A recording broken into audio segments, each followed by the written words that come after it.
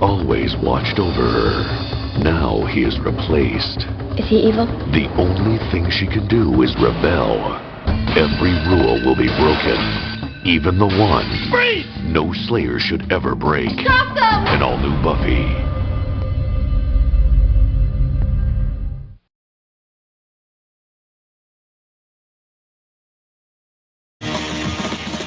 Hello, ladies and gentlemen, and welcome to this week's edition of Slade, the Buffyverse Revisited. I'm one of your hosts. I'm Jeremy. I'm your other host, James. And this week, we will be checking out Season 3, Episode 14, Bad Girls. Ooh. Which How bad are they, Jeremy? They're pretty naughty. I'll be honest with you. Do they need spankings? Yeah, to put it mildly. One of them might need handcuffs and therapy. One of them might need a life sentence, but I'm just saying. Anyway, what's going on, James? How are you? What's new? What's up? I'm all right. Not a whole lot new. Not a whole lot up. How about yourself? Same old same. Just living the dream and just being all of this sexy right here.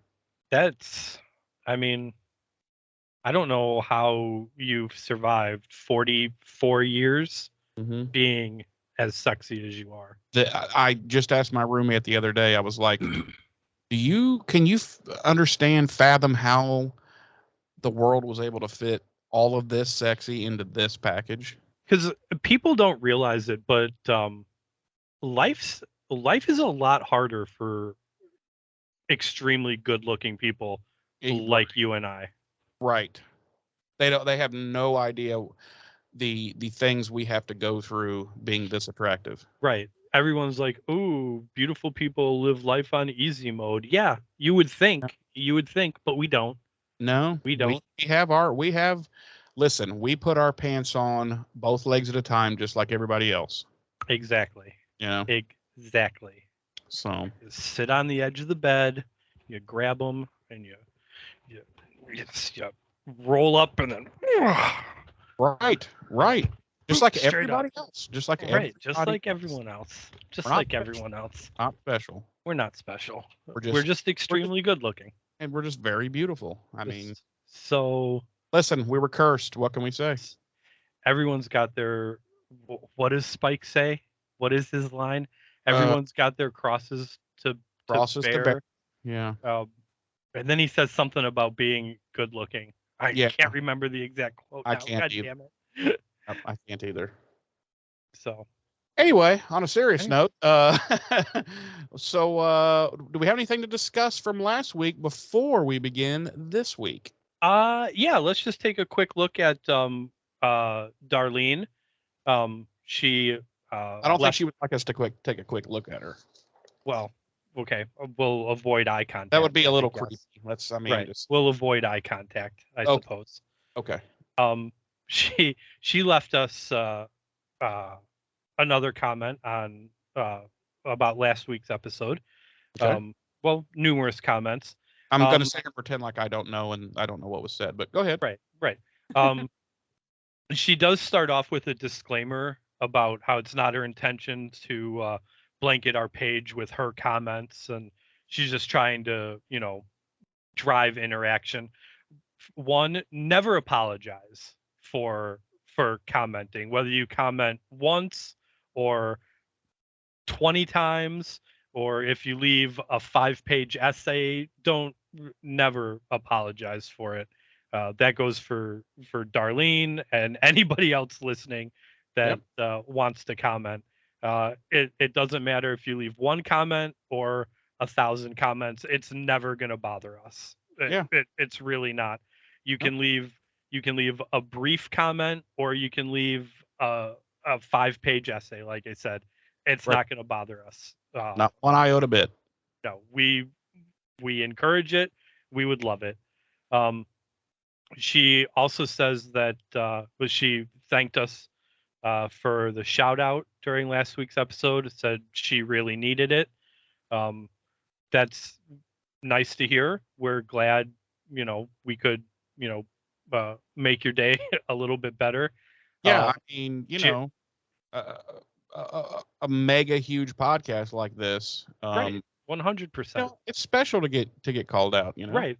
I mean, not just the fact that this is such a huge renowned podcast, but um like look at me. Right. I mean, Right. come on. Right. Come on. Exactly. Come on.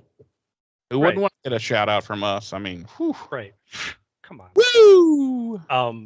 Woohoo! Styling and profiling. I'm having trouble keeping these alligators down. No, in all seriousness, Jeremy and I have said numerous times over the 3.5 seasons we've been doing this now. If listening to this silly little podcast even makes one person's day better, that's worth it to us, honestly. Do it. Honestly, like we touched on it last week. We never set out for this to be like a screaming success of a podcast or anything like that. We just want to entertain ourselves and hopefully some other people along the way.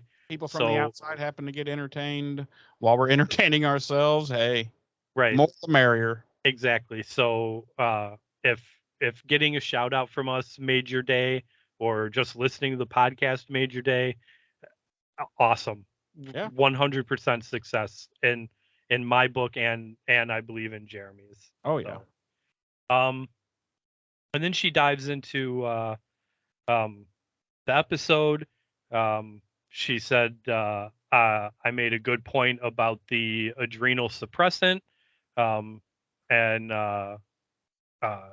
it makes the concept much easier to buy, and I changed her mind, which she says isn't easy to do. So points for me.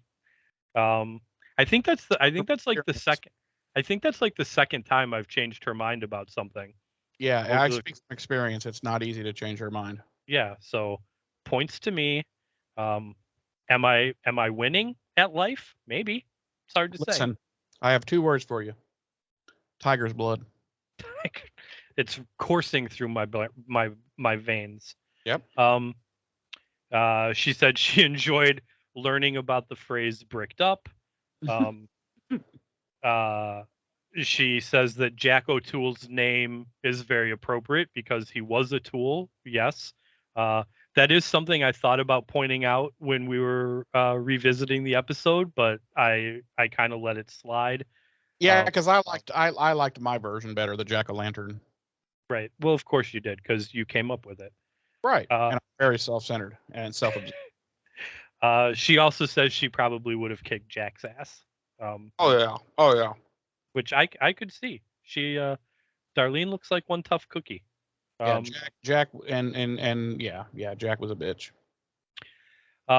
She also says, and this is something prior to recording, Jeremy and I were actually talking about. And I said, it's funny we're talking about this because Darlene makes a comment about this exact thing about last week's episode, and I wanted to touch on it.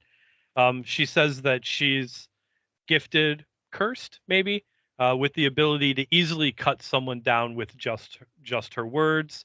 And she was impressed at the beginning of Cordelia's interaction with Xander outside, but quickly it got a little icky for her. You know, she, much like myself, was kind of like, okay, Cordy, you've taken it a little too far. Calm down. I was in favor of it because I just hate Xander that much. Right. But we were talking about this before we started recording, and I also have the ability / curse to easily cut people down with my words, and in fact would prefer to eviscerate someone verbally as opposed to physically harm them. Bruises. A good verbal ass beating is more devastating than a physical beatdown.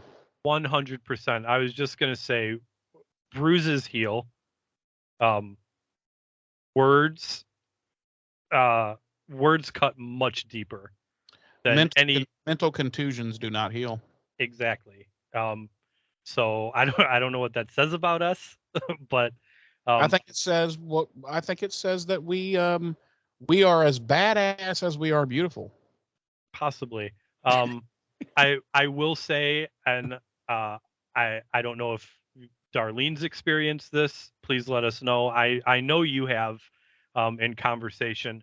Um, I very often have to be very careful with what I say and how I say it, and who I'm saying it to, because I tend to not think about what I'm saying and the way I'm saying it before I say it, and sometimes things come out in a way that they're not intended. Right. That So plus I have to monitor myself, probably even closer than you do, because I'm very, let's just say I can be very controversial. mhm. And in these woke days, which I am in agreement with, that, I'm a fan of wokeness. But I can sound very anti-woke without, Without intending to. yes, I just because I come from a different era, and I am still learning. I experienced something like that a few weeks ago. We were out to breakfast on a Saturday. Some friends and I get together every Saturday. We go to breakfast, then we go see a movie. Anyway, we were out to breakfast, and I apparently, evidently, uh, uh, misgendered our wait person. And it was brought to my attention by someone else at breakfast with us that um, they our wait person um, got a little upset, seemed jarred by the fact that I misidentified them. I genuinely felt bad about it. I didn't realize I had done it, um, but it wasn't my intention. But that kind of plays into what you're saying there about, um, you know, I'm all for woke wokeness and the like. Um, And everyone so should live the life that they want to live. exactly. To me, honestly, woke is just a synonym for empathy. Yeah, Uh, woke is just a synonym for don't be a dick, right. like, Um, unnecessarily. And right. all I say, that my only thing is, I think there are some in the woke movement that are a little quick to crucify and whatnot, when it's like, listen, just be patient with me. Mhm. I'm still learning, and I'm still, uh, you know, Right. I- I'm a Gen Xer, so Right. we are, I no, right. Yes, but I care, and I try, and I I, do I do as well. And like I said, once it was brought to my attention, I felt awful about it. It wasn't my intention to do that or make our wait person feel uncomfortable. Um, you know, at that point though, you know, it seems a little callous to like backtrack and try and apologize. You know what I'm saying? sure, Um, so, uh, but anyway, yeah. Kind of like you said, playing into the idea that you know sometimes we do really have to check ourselves and what we're saying, because it might come out a way that we definitely don't intend it to. absolutely. But she goes on to she's talking about Buffy's crimped hairstyle, which Yeah, we had and pointed I out. knew she would bring this up because, spoiler alert, Darlene happens to be my sister. Um, I knew she would bring this up because I perfectly recall the 80s when she received a crimping iron for Christmas, because, that's when it was huge. And I was like, Um, I guarantee Darlene will have a comment about this. and she did. She left a fun fact for me because she knows I love fun facts. I do love fun facts. If anybody has any fun facts, please leave them for me in our comments, or email us. Fun facts about anything, Buffy related or not. And her fun fact is that the modern crimping iron was invented by the original founder of Sebastian for Barbra Streisand's hair. I did not know that. I did not know that either. Until I read that. You know, she would know. Trust me. Is she a big Babs fan? No. She was a huge. She was a big crimping fan. Yes, and like I said, I can perfectly recall the Christmas morning that, and if I remember, correct me if I'm wrong here, Darlene, but I do believe the crimping iron itself was pink. I do believe, but yes, I remember it quite well. She goes on to say that once I amended the donut hierarchy to include the apple fritter at number 3, our list was spot on. Yes. She also agrees with you that a taste of a filled Long John would change my mind about them. Donuts. Yeah, trust me, it's probably not going to make me propose to you, though. I don't know. I mean, I don't know. I really think it might. I'm just saying, don't get your hopes up. Is all I'm saying. But listen. Even Guy Fieri has visited Long's and has done a thing. I mean, I'm telling you, we are. If anything, we're known for race car drivers or whatever, because I'm not into racing, and Long's Donuts. And your penance, or not penance, your prominence for shitty governors. Oh yeah. Please. Oh, don't get me started, please, sir. The next thing she mentions is something that I did think about when we were revisiting the episode and when I watched it. So she says that she's super surprised that neither of us played off of Buffy's dialogue about when she said, if we don't turn up something soon, I'm going to hit the streets, maybe check on Willie's. Yeah, I considered it. It is something I very much considered, because when I was watching the episode and she said that, I did one of these. Because I considered it. Because chronologically, I'm 42. Mentally, I'm 10. Well, and I'm just I'm 44, but mentally I'm 8.5. Right. I'm 10 and I've just discovered penis jokes. Right. So, believe Darlene and everyone else listening, I promise you, if there was a penis joke to be made, I thought about it. But if I made every penis joke I thought about making, the podcast would easily be 4 hours every week. Because I could make a dick joke out about every other word said, you know. Right. Oh yeah. So I did think about it. Jeremy apparently thought about it. If that's something everybody wants, we'll be more vigilant in our penis jokes. Yes. I mean, we will give more dues as they are due to Richard. Yes. We'll try to squeeze in some vagina jokes too. Why not? Yeah, we will try to squeeze in some vagina. What? Yeah, baby. She ultimately gives the episode. Come on. Okay. I'm gonna have to buy myself a soundboard so I can have my own sound effects. You'll have to help me set it up though.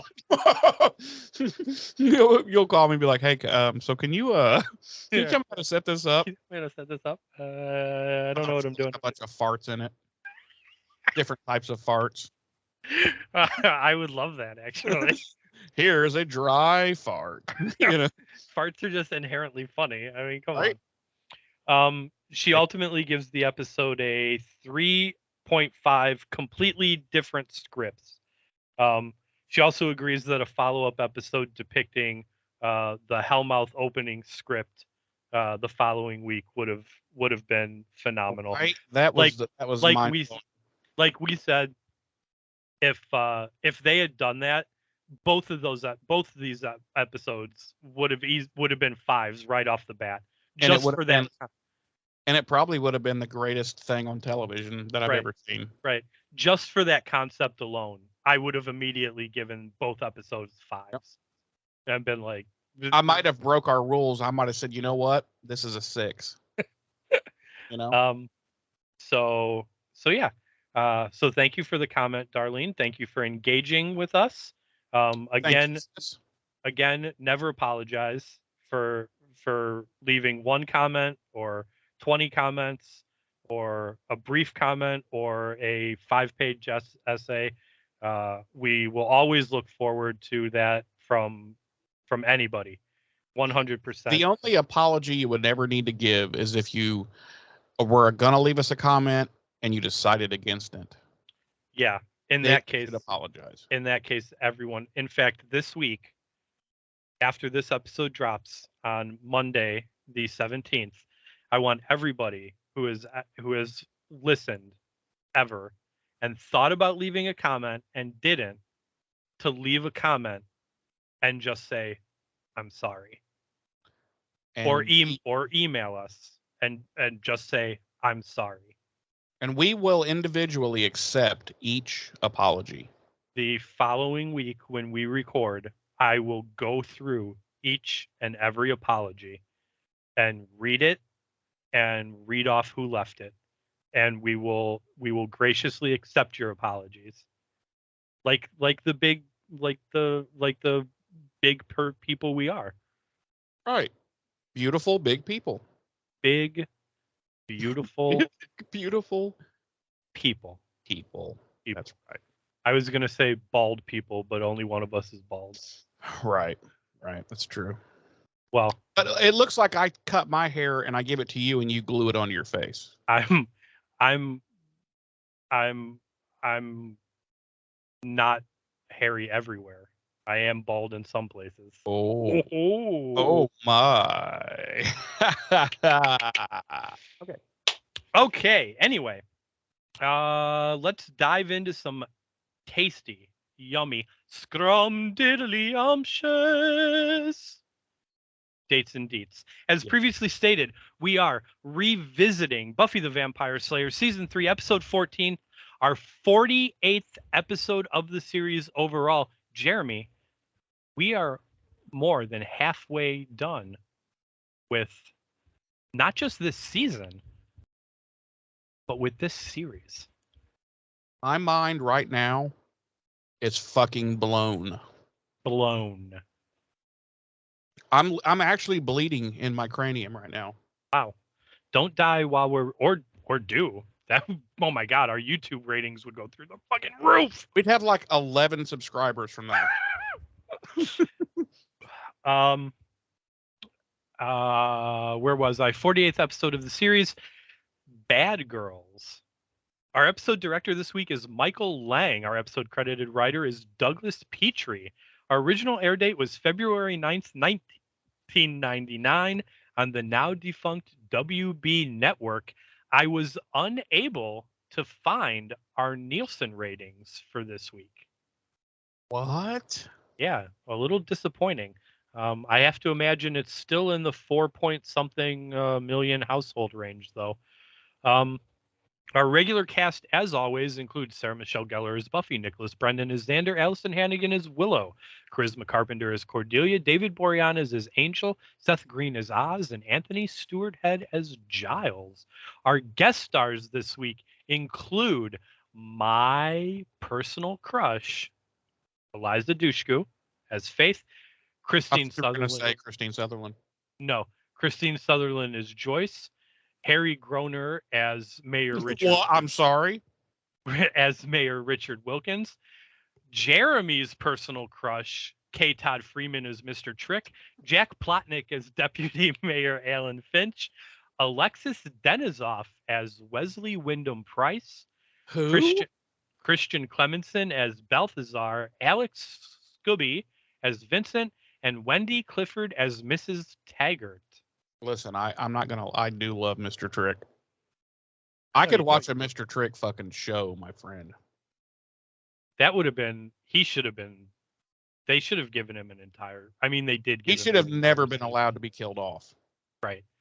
Um, this also reunites Anthony Stewart Head and uh, uh, Alexis Denisoff From, from. Go ahead, tell us, Jeremy. or you tell us. From our other favorite show, Highlander. Although, Yes. wait a minute. Would Alexi's season 6 episode have been filmed already? Was that filmed already?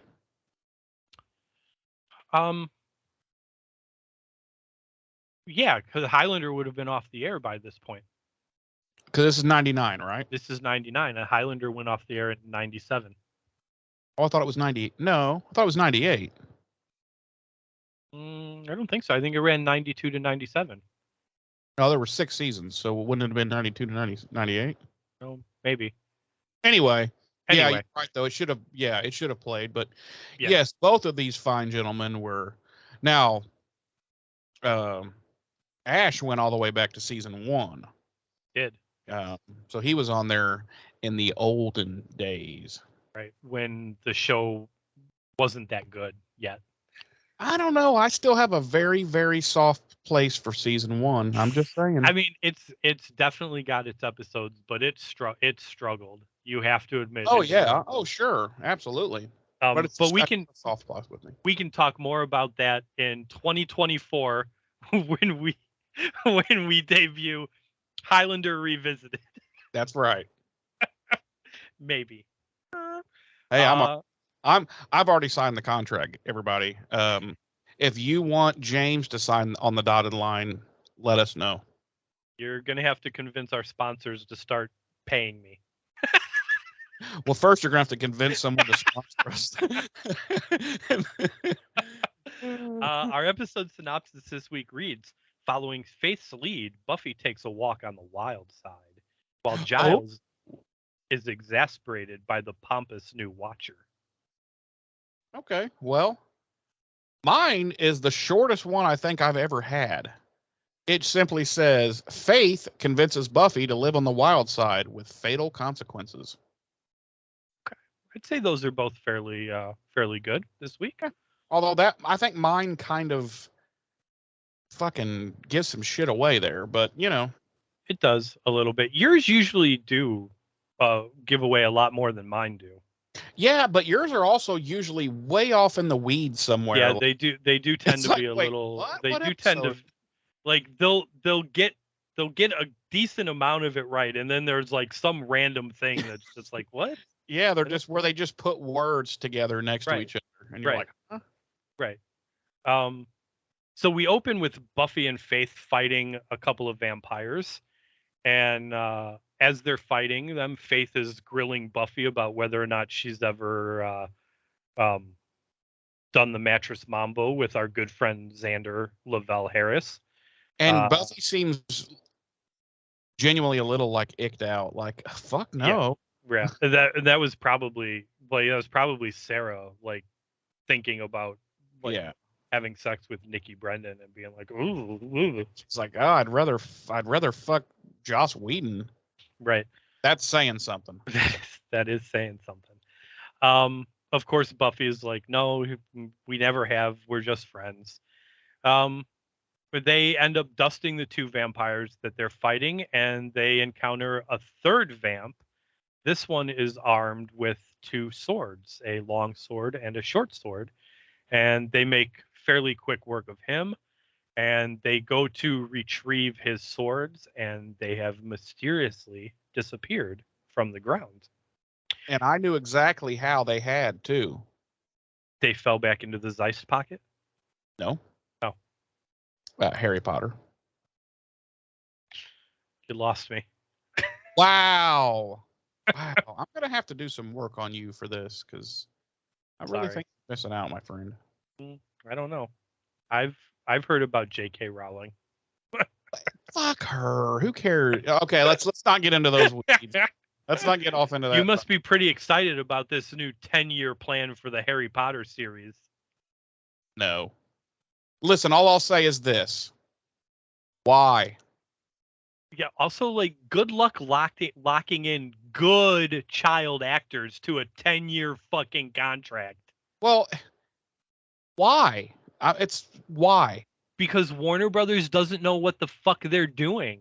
But nobody knows what everybody wants to reboot everything these days. Warner Brothers just is fucking make some shit up. Warner Brothers is literally the worst about it right now. That is true.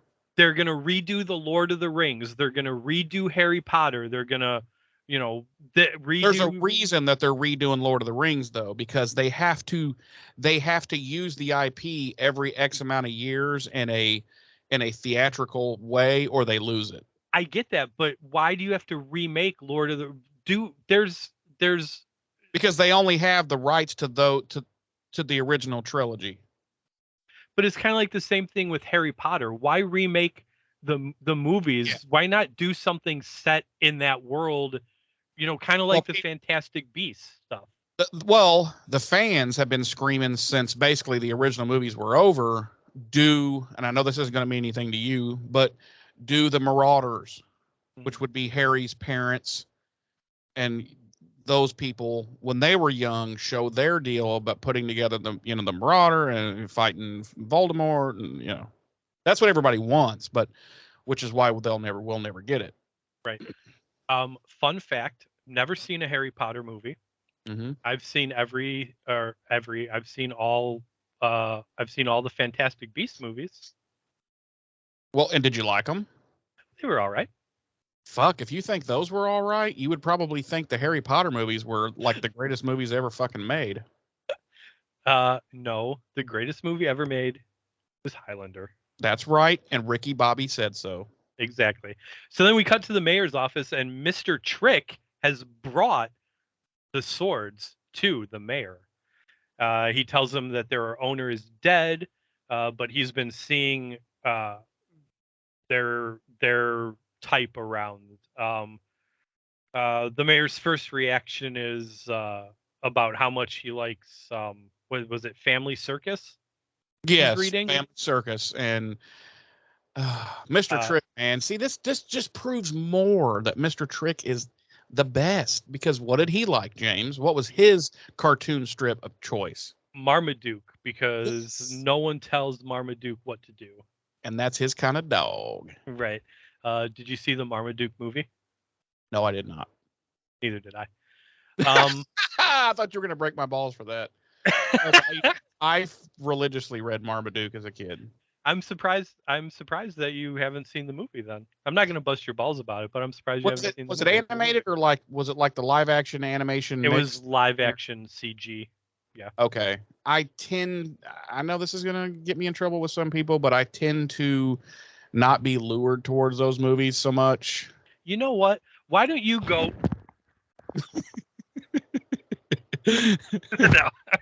No, really. I don't know. I just realized that's not going to be funny to anybody unless they're watching exactly the podcast. Yeah. Sorry, guys. He was miming cussing me out, FYI, audio people. No, I tend to avoid, which I probably shouldn't be this way, but I'll see an animation or the mix live action CGI kind of thing, and I'm like, unless it's something super in my wheelhouse, I'm just kind of like, meh, it's not for me. It's not made for me, Right. So then the mayor tells Mr. Trick to keep an eye out for the vampires he's seen around, because he doesn't want anything to get in the way of the dedication. At that point, Deputy Mayor Finch suggests that maybe they postpone the dedication, and of course the mayor doesn't want to hear that, saying that it's the final step before his ascension, which is in 100 days. And he suggests that any information they learn about these vampires be passed on to the Slayers, which ideally would lead to them all killing each other, and then everybody wins. And by everybody, he means him specifically. Also, what is Deputy Mayor Allen's favorite comic strip? Jeremy, do you remember? Oh, it was something. What's her name? What's her name? What's her name? What's her name? What's her name? What's her name? I can't remember her name. Kathy. Kathy, yes. And they both look at him like. They're like, they both look at him like, what the fuck is wrong with you? Yeah, Kathy, the most boring comic strip ever made, and they got an award for that, so it can't be denied. Wow, I didn't. Most boring comic ever made. Wow, didn't know that. And that is our cold open. It is. You want me to take the next bit here, James? If you can. Okay, I believe I'm willing and able. Okay. The next day at school, it's on fire. Everyone is burning, screaming. No. So what you're saying is you want me to keep going? No. I got it. The next day at school, the gang is sitting in that area again that just bugs the shit out of me because no one ever had that in their high school. It just, anyway, what did you call it? You always have a name for it. It's a lounge area. Oh, I thought you had a different. Okay, never mind. Nope. They're sitting in the lounge that apparently only they are allowed to use. What annoys me most of this No, because there's other people around, and I know because I was unreasonably perturbed once again about how loudly they're talking about Slayer activities. But it's with all these other people around. When I say no one's like it's like they're the only ones allowed to use the furniture. Yeah, because the other kids, they're there, but they're sitting at there's also like desks there, like little or they're just standing tables, against walls, like doing drug deals or whatever. I don't know. Whatever goes down in Sunnydale. Yeah, which we know is shady. And before we do this scene, I'd like to say that because we see it's Xander, it's Oz, it's Willow, and it's the Buffster. And Cordelia will walk up at one point, but the first thing we see that I see is Oz because he has dyed his hair. He is no longer a ginger, but is in fact not even a brunette. It's like jet black, and yet no one mentions it. It's like they don't even care that he went to all the trouble to dye his hair. I mean, they've clearly been sitting there for a while, so it's probably already come up in conversation. Well, I hope so, because he went through a lot, to beautify himself. Yeah. I mean, he just dyed it darker. There's not a whole lot of effort in that.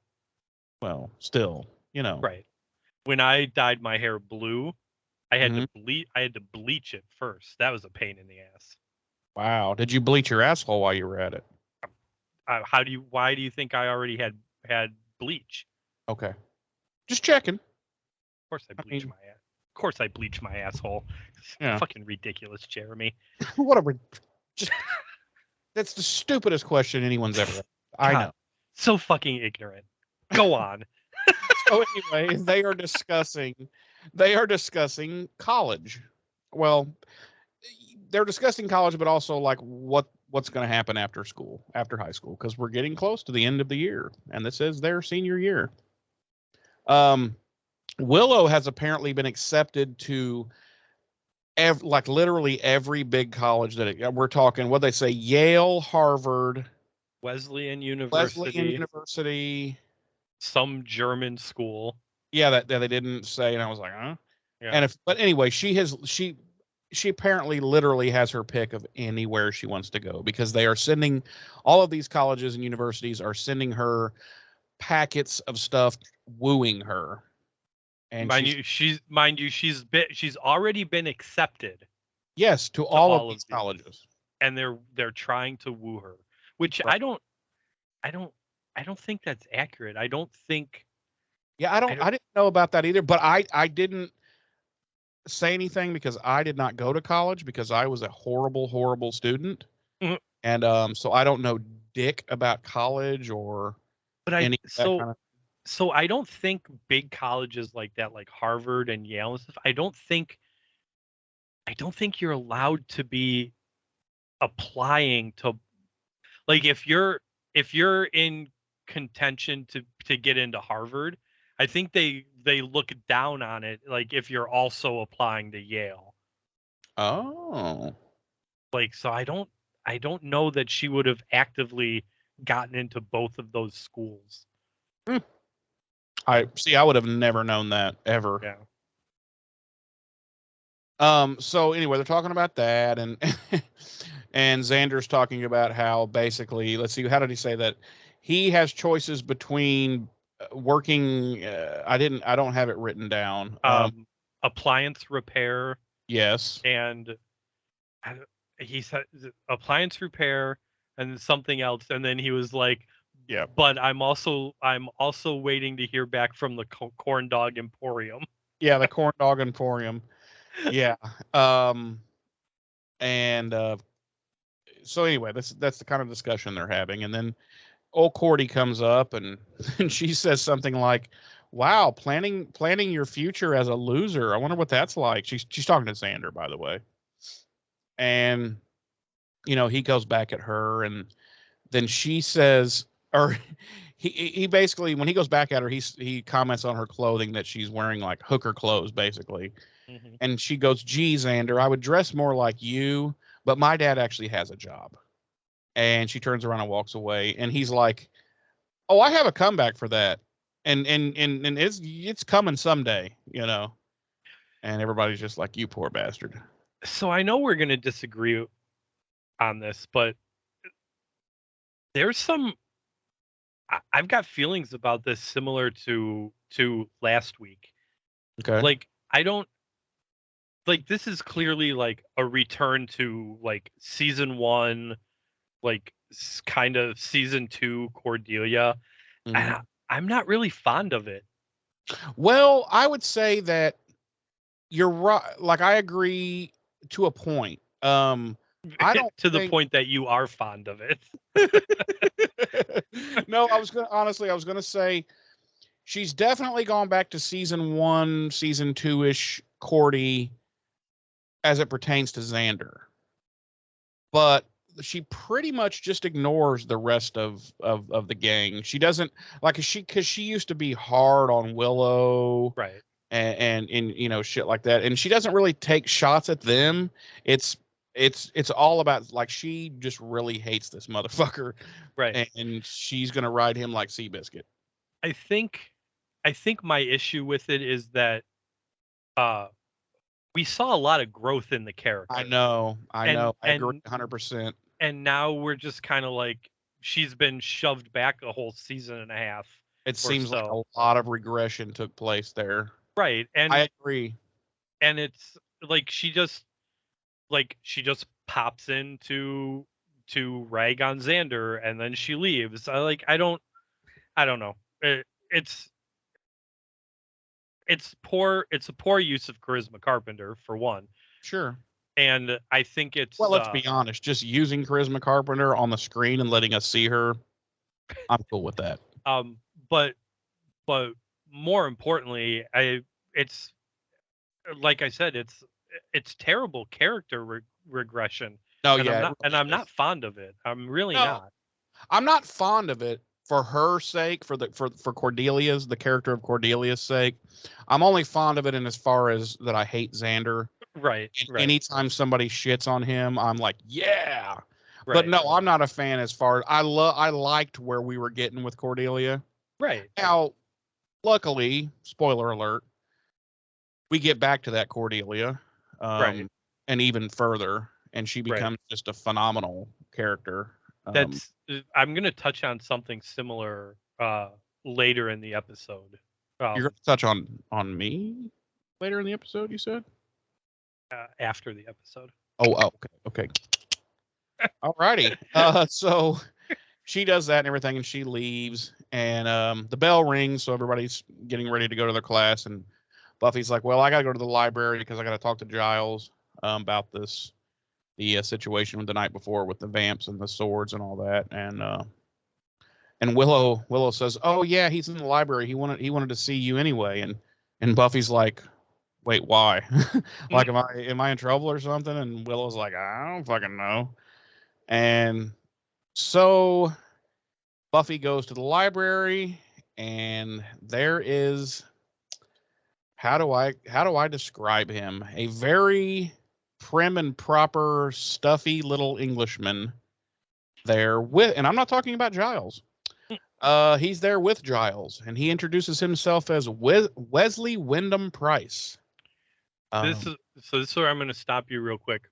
Mhm.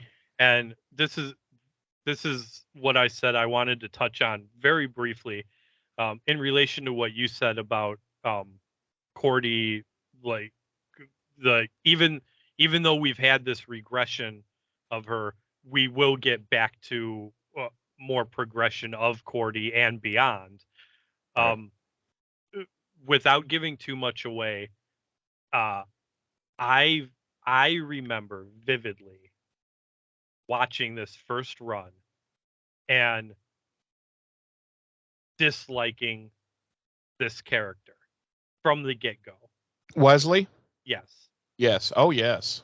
But it's funny because with hindsight of what's to come, when he popped up in this episode, I was I was genuinely glad to see, like, we were finally, it was kind of like we're finally here.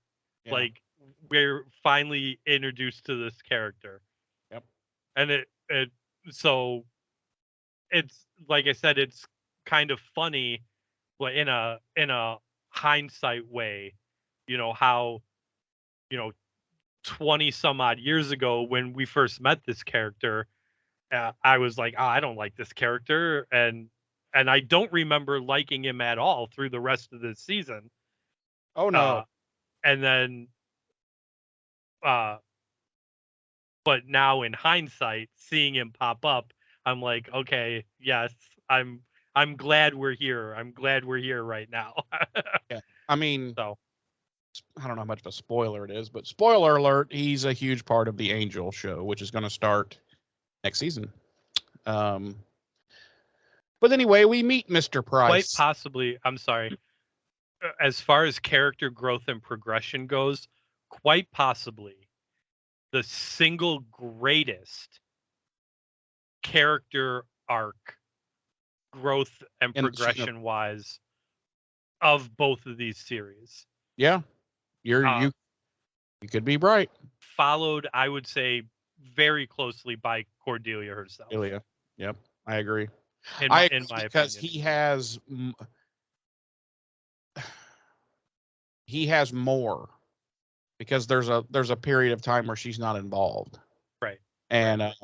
But yeah, you're probably right. Him and then her. But yeah, so we meet Mr. Price. He's a very proper, stuffy little dude, and Buffy's like, fuck. She looks at Giles and she's like, new watcher, and he's like, new watcher. So this is her new watcher, her and Faith's new watcher. As you recall, Giles has been fired from the Watcher Council, and therefore, here is his replacement. So, and Buffy's like, is he evil? And because she's hoping they can just fucking kill him, and but no, Giles confirms he's the real deal. He's really from the council, and yada yada. And even Wesley says Giles very thoroughly vetted him. Yes. And so she just starts telling the story of the night before, and I will give him credit. He is very book smart, which continues to be a part of his character throughout. He's very book smart. He remembers a lot of stuff. And as she's describing, that they had a sword, and he's like, 2 swords, one shorter than the other. And she's like, no, they were both 4 feet long. And he goes, oh, never mind, I don't know. No, she's like, yes. And then, so he goes to a book, and he finds them right away and explains that they are an order of vampires who, they were called the Illuminati, which... Illuminati. Yeah, why not just call them the Illuminati? But whatever. They were a cult that believed in dueling, and which this just seems so weird as vampire. Like, really? but they were this cult of vampires who liked to duel and was all honorable and everything, and that they worshipped a demon called Balthazar, who actually brought them from Europe or wherever to the New World, meaning California, however many hundreds of years ago. Sunnydale specifically. Yeah, Sunnydale, of course, because it's the Hellmouth. And, well, a Hellmouth. And, excuse me. Spoilers. Yeah. Spoilers, God! God damn it. Some people listening have never watched before. That was something I forgot to mention when we first started recording. And I didn't know this. You obviously probably did. This is Darlene's first time through Buffy. I do believe that it is.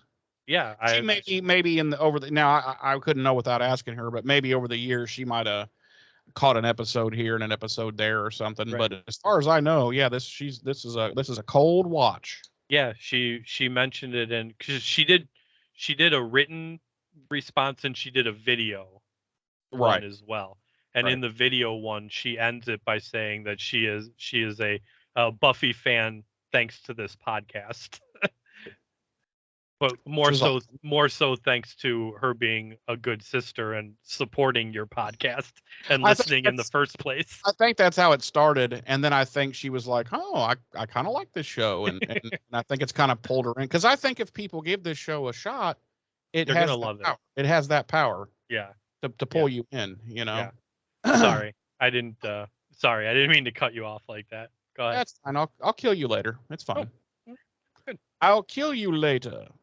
Good night, Wesley. Have a nice night. I'll most likely see you tomorrow. Fine work today. I'll likely kill you in the morning.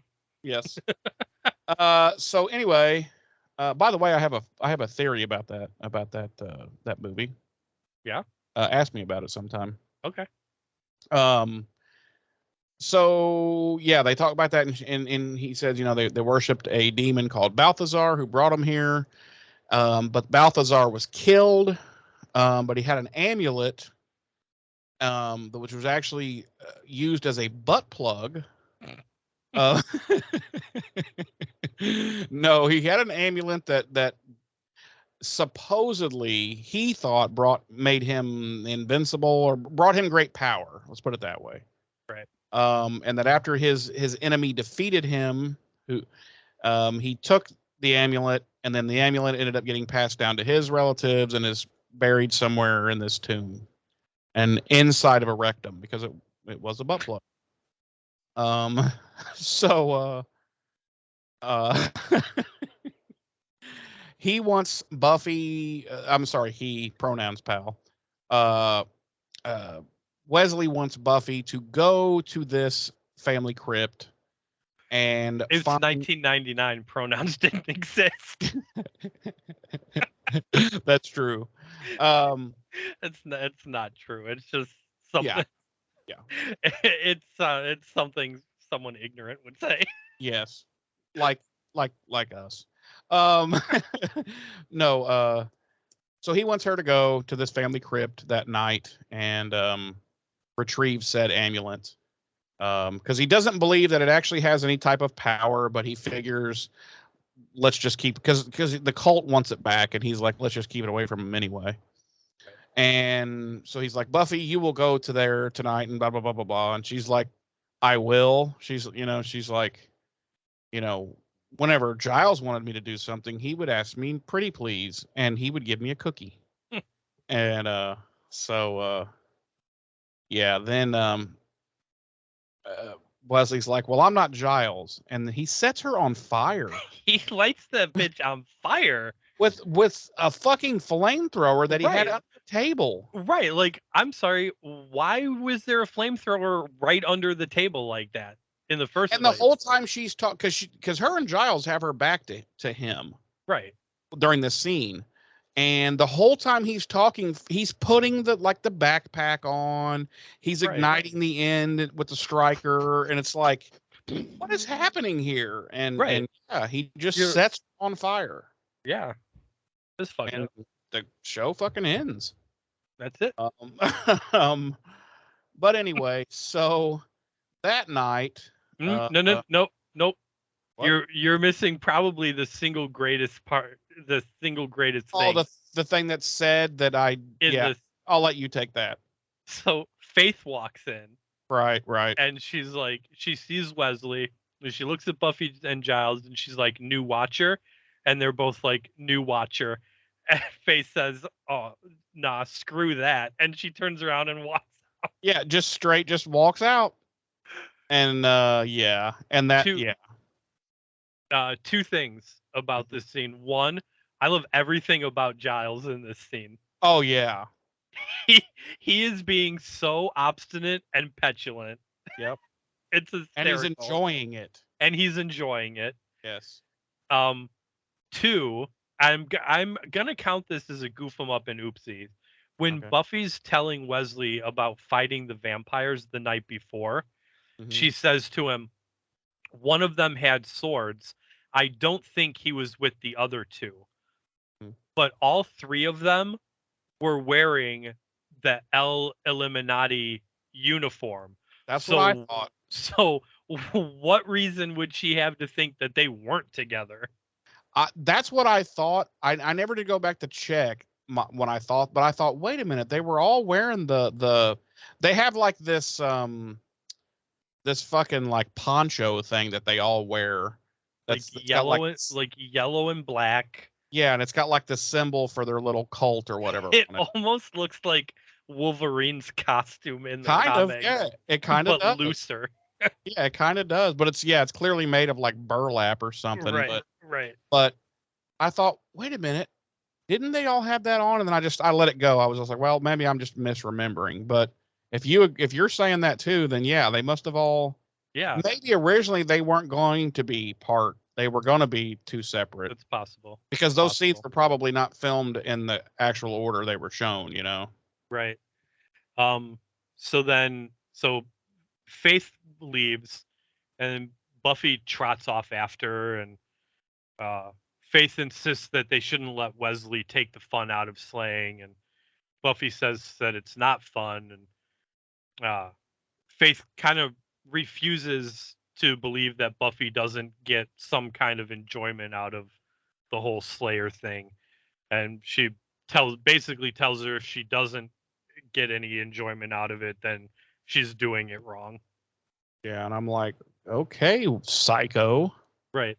She says something about how like they're built for slaying, and I was like, is that what you're built for, Faith?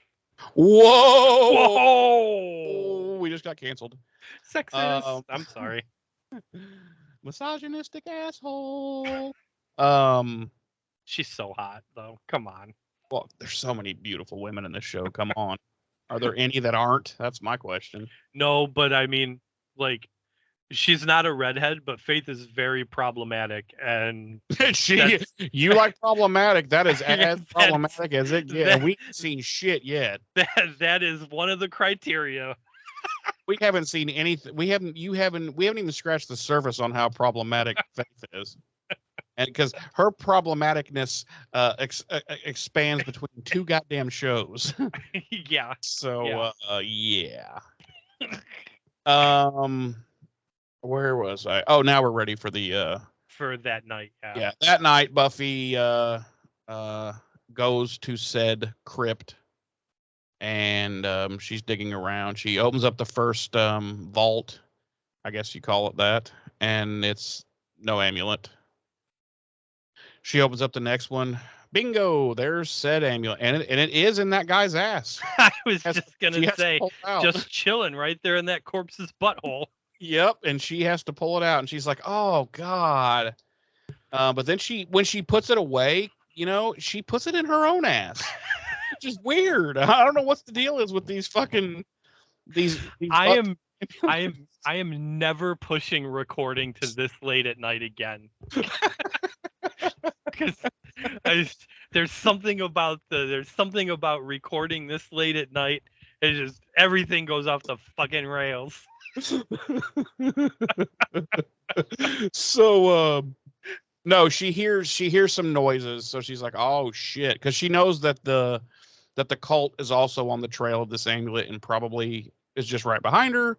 She hears noises, so she does like a little barrel roll into the first open crypt and closes it to hide.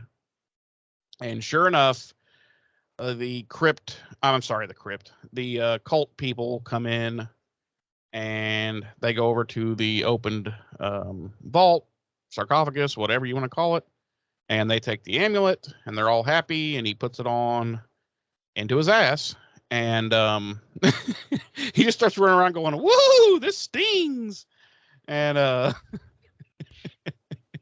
they so they anyway, they leave. He's like as he's leaving.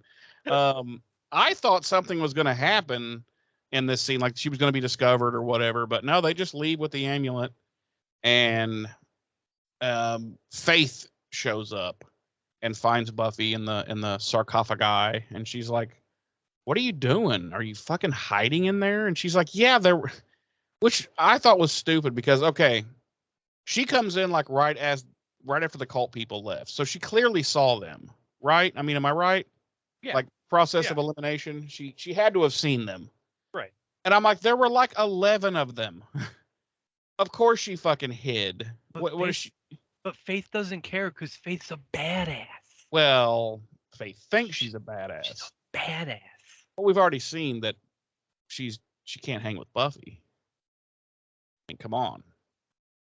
It's the buff. Anyway, I'm hurting James' feelings because he loves Faith. I do.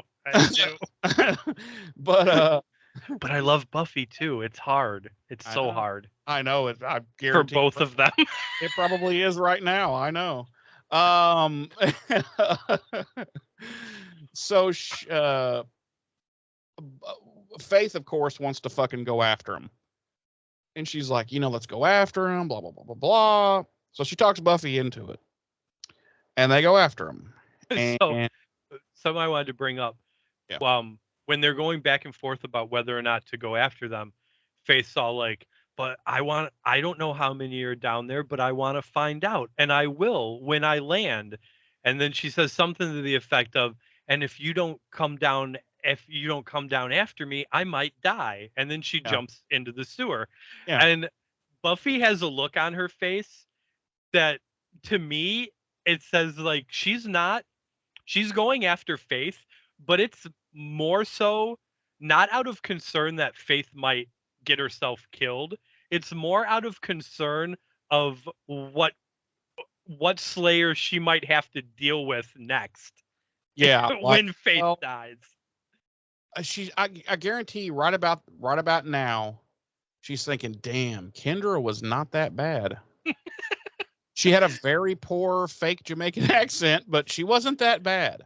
Right, and she's like, if I don't go after Faith, she might die. And then who am I going to get? Damn it, I better go after her. Right. So she jumps down after her, which, by the way, they're jumping down into a manhole, down into the sewer system. Because as we've learned on this show, anything evil in Sunnydale lives in the sewers. So that's where they're at. They get down there. They confront this. There's, I don't know how many are there, like 8. There's like 8. Yeah, there's quite a few of them. There's a lot of them, and they all have swords, because that's their thing. Which I'm like, okay, they're sword people. We know this from the get-go. Why doesn't Buffy just carry a sword with her whilst dealing with this cult? It's funny It's funny you mentioned that, because while I was watching the episode, I thought to myself, and not just in this instance, I was like, why doesn't Buffy carry a sword? When it would make slaying when she's out slaying very much easier. Right.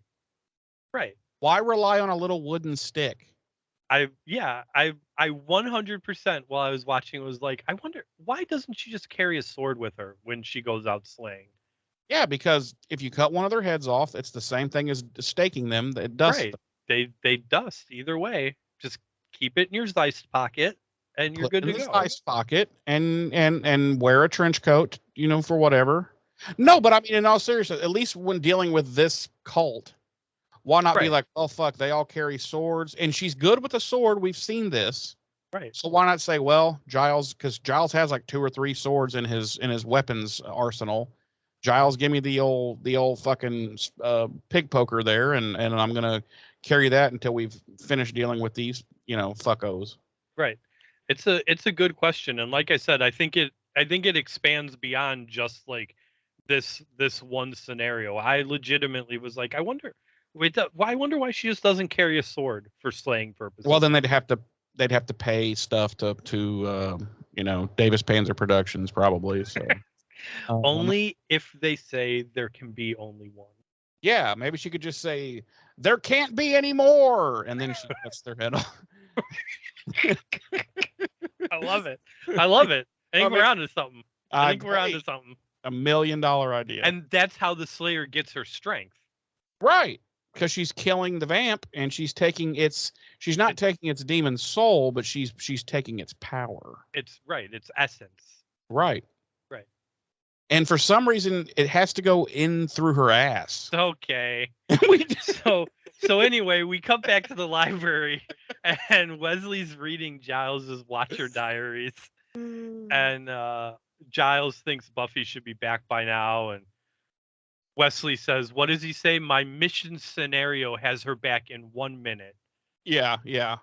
And he's a known mission specialist, Right.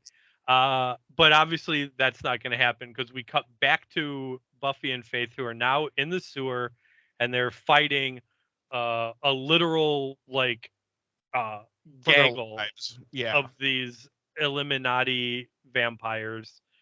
One of them gets the better of Buffy and shoves her face into a pool of water and holds her there until her body goes limp. And then she does have a funny line. She comes back out of the water and she says, "I hate it when they drown me." It's a funny little callback to Prophecy Girl.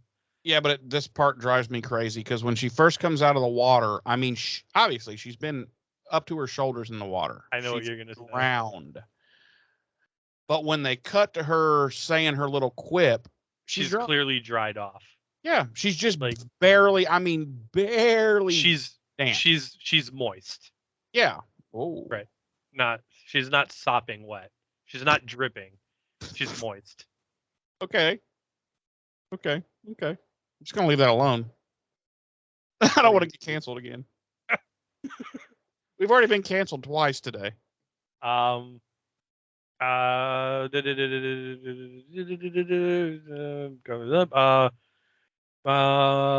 end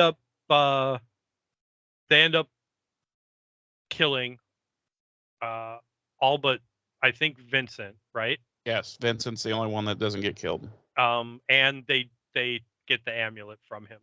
Yeah. And he is so mad, he runs away screaming and crying. He's like, "He took the amulet!" Yeah! And he's just slapping the walls as he runs through, and he's just having a total bitch fit. Right. And then he gets out of the sewer, and then he starts hitting himself. He's like, "I'm so stupid, I'm so stupid, I'm so stupid." And then he runs into the sunlight and just lets himself catch on fire. Yeah. Vincent's dead.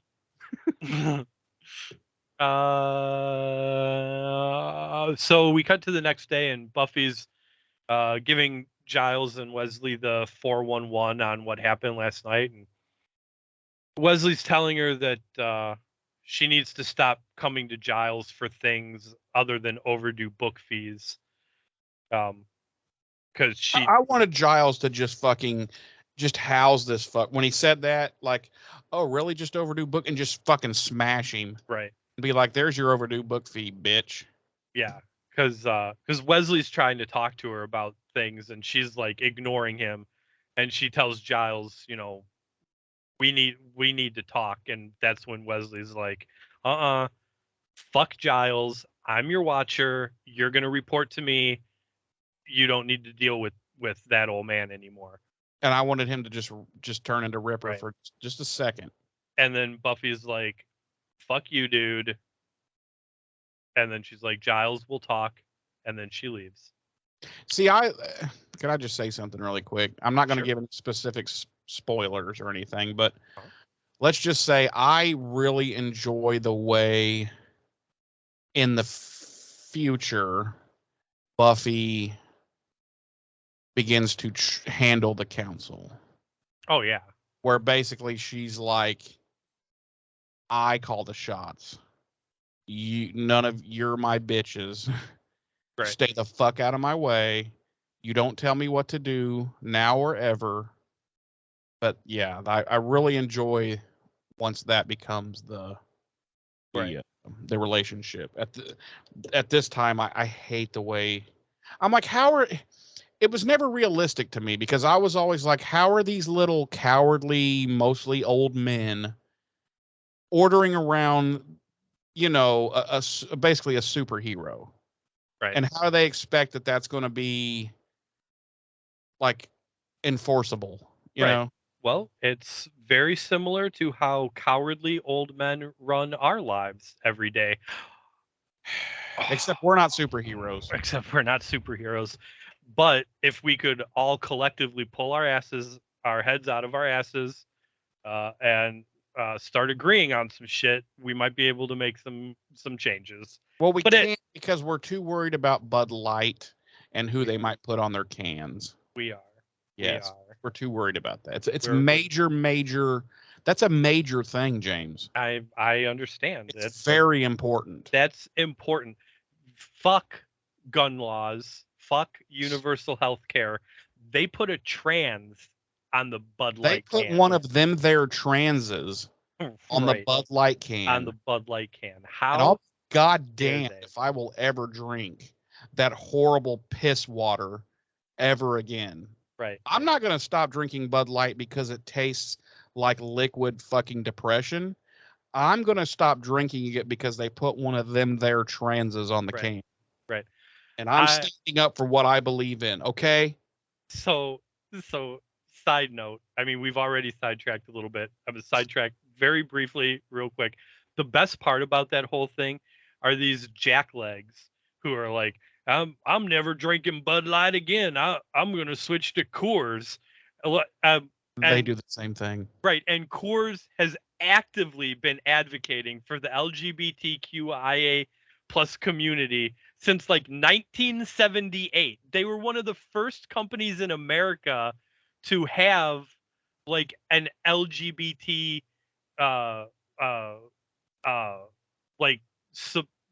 company support group. Yeah. You know, I know. But we're talking about very, how do I put this? Very low IQ.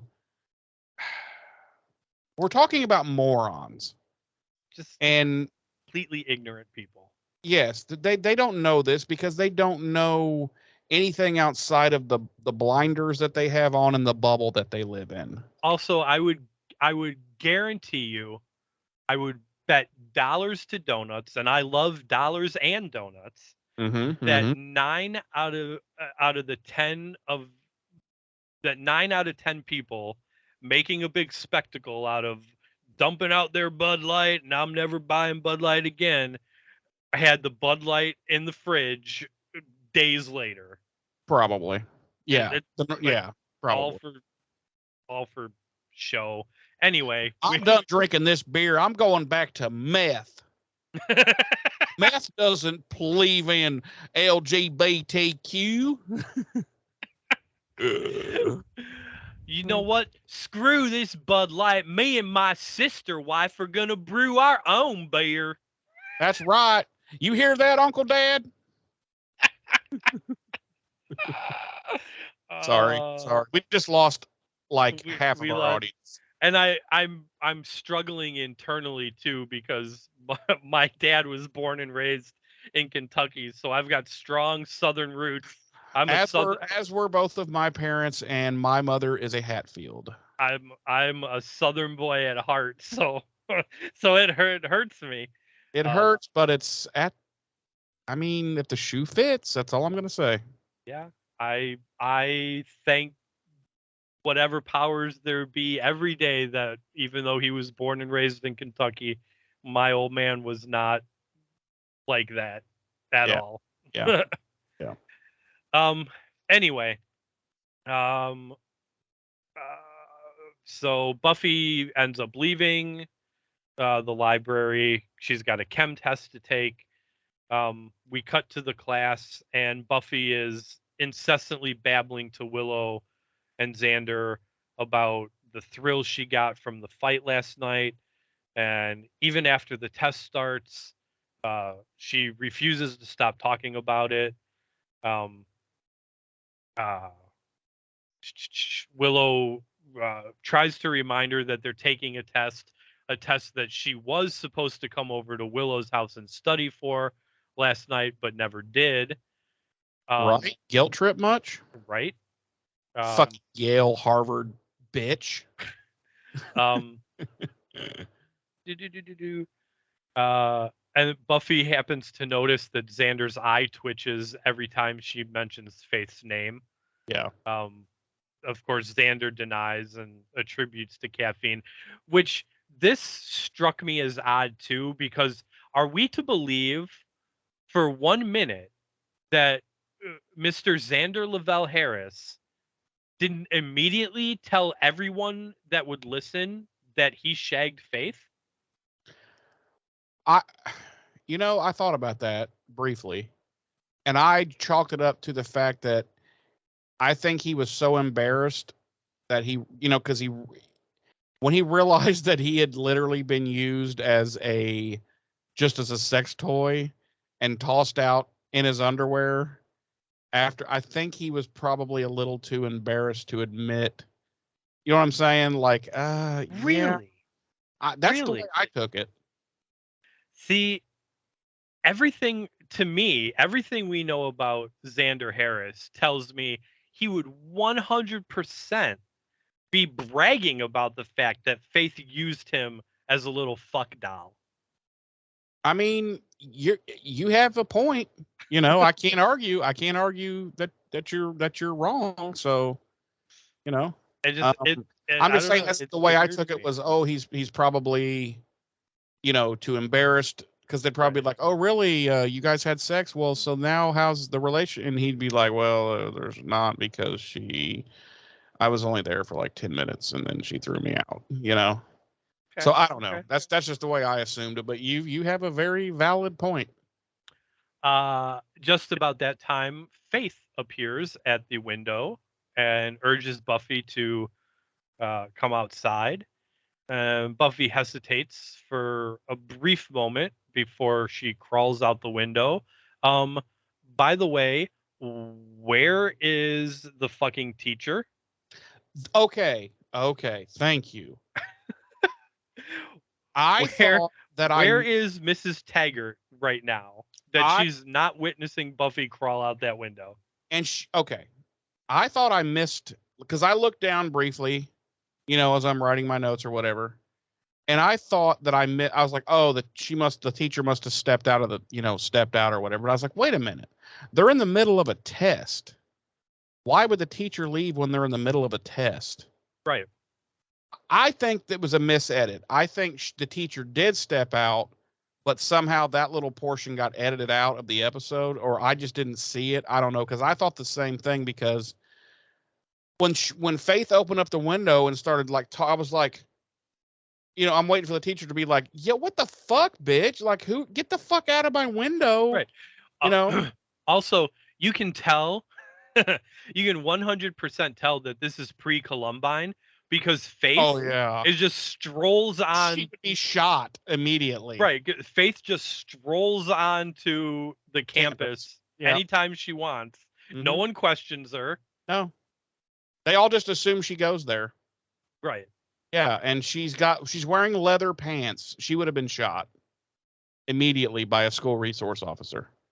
But and then they're just talking and everything and like at normal voices, and then Buffy's like, okay, and just climbs out with her. Right. And I'm like, where the fuck is I just thought I missed it, but I'm glad that you brought that up because apparently I didn't just miss it.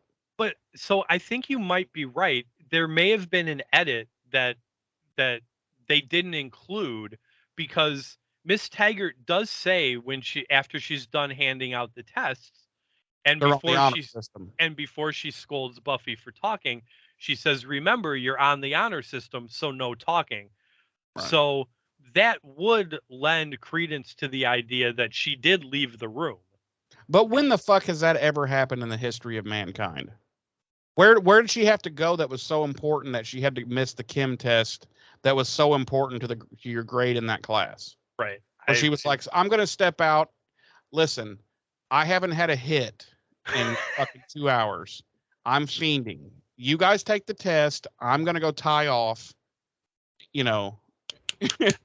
right? And I was just like, I don't know. It just didn't make sense to me, but whatever. She was like, you guys are on the honor system. No talking. I need to go get railed by Principal Snyder. Yeah, Principal Snyder's going to rail me while snorting rails off my back. Right. Because he's that short. Right. And then and yeah, if the term, he is hung like you wouldn't fucking believe. Literally. That's why his suits are oversized. I'm just saying. So yeah, just silly to me, but we must have, I don't know. They fucked something. I think you're right. I think they edited out a scene of her leaving the room after scolding Buffy for talking. The whole scene looked weird because when it cut to that window with Faith in it, I was like, that doesn't even look like the same room.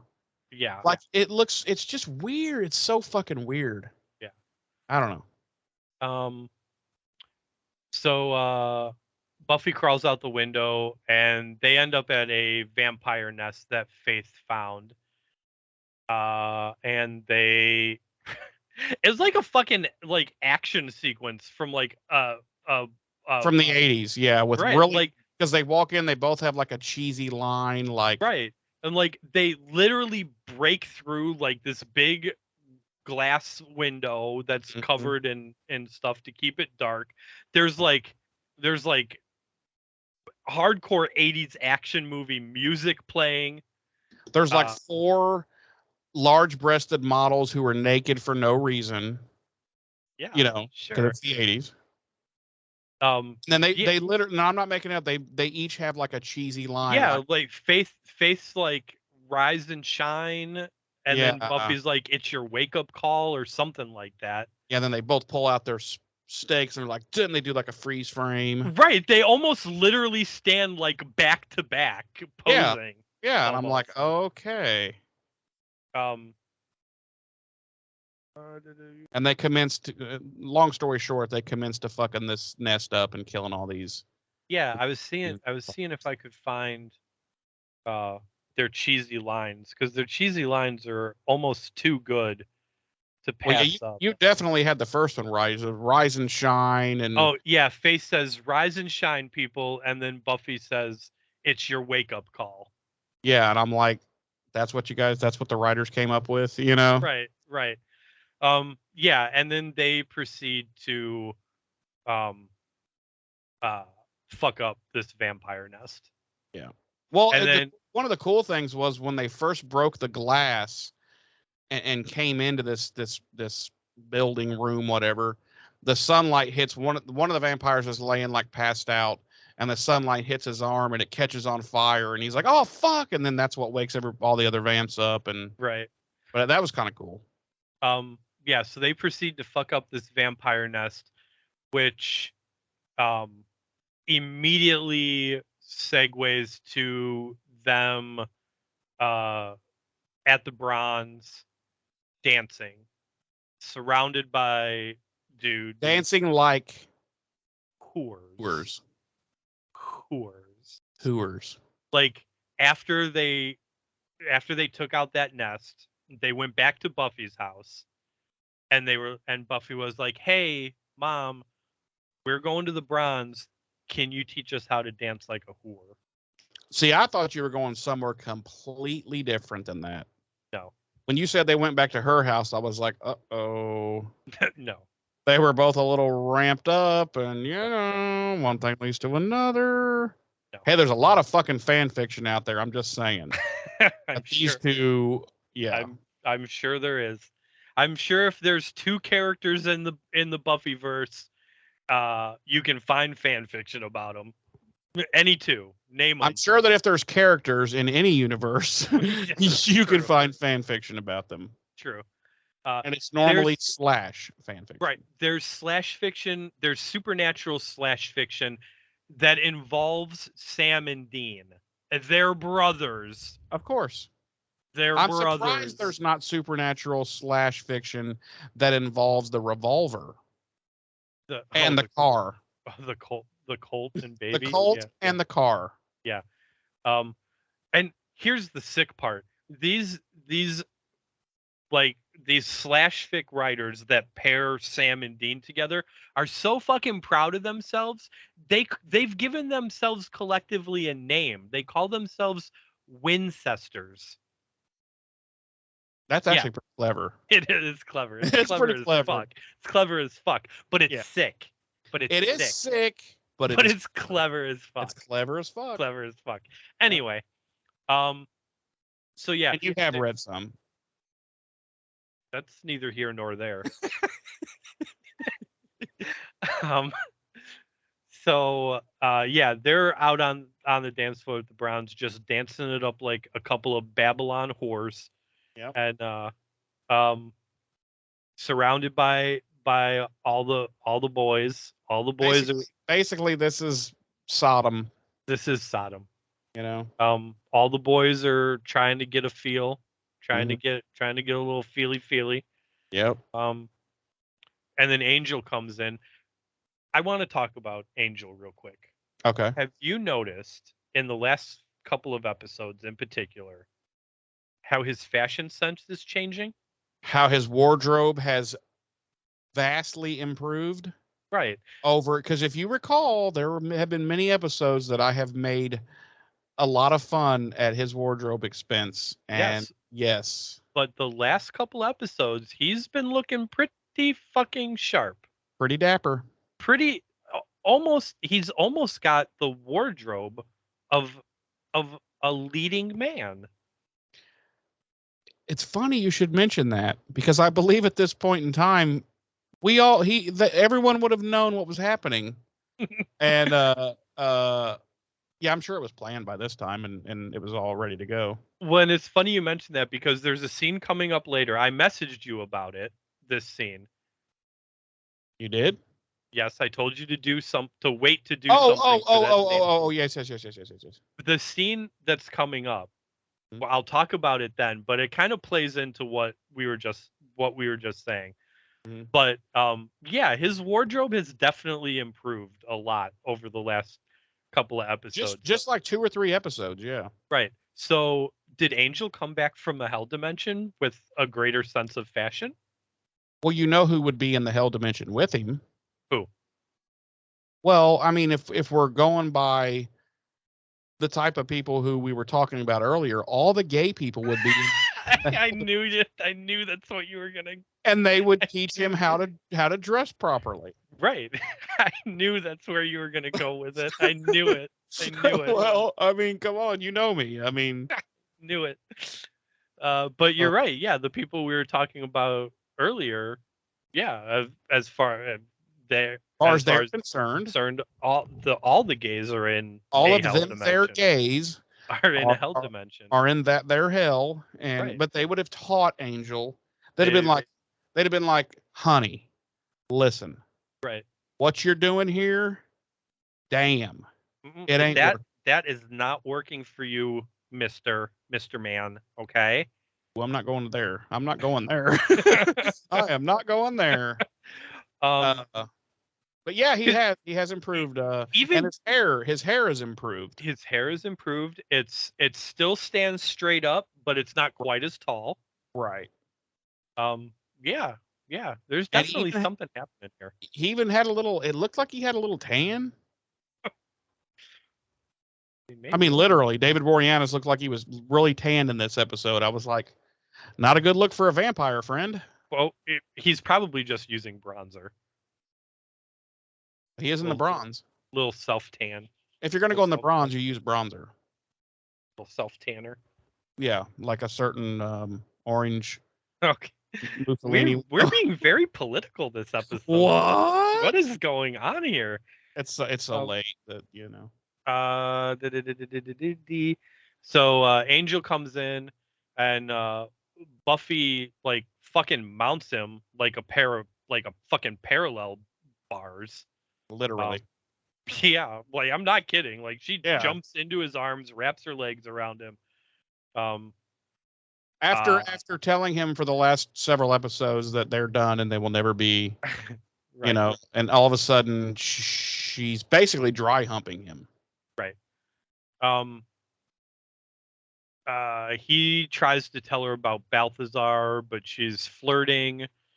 Wesley shows up, and there's some back and forth about where the amulet is, and Wesley's all like, "Oh, I put it somewhere safe," and Buffy reaches into Wesley's jacket and pulls it out of his pocket. Right. And then she gives it to Angel, to put it in a safer place than Wesley's jacket.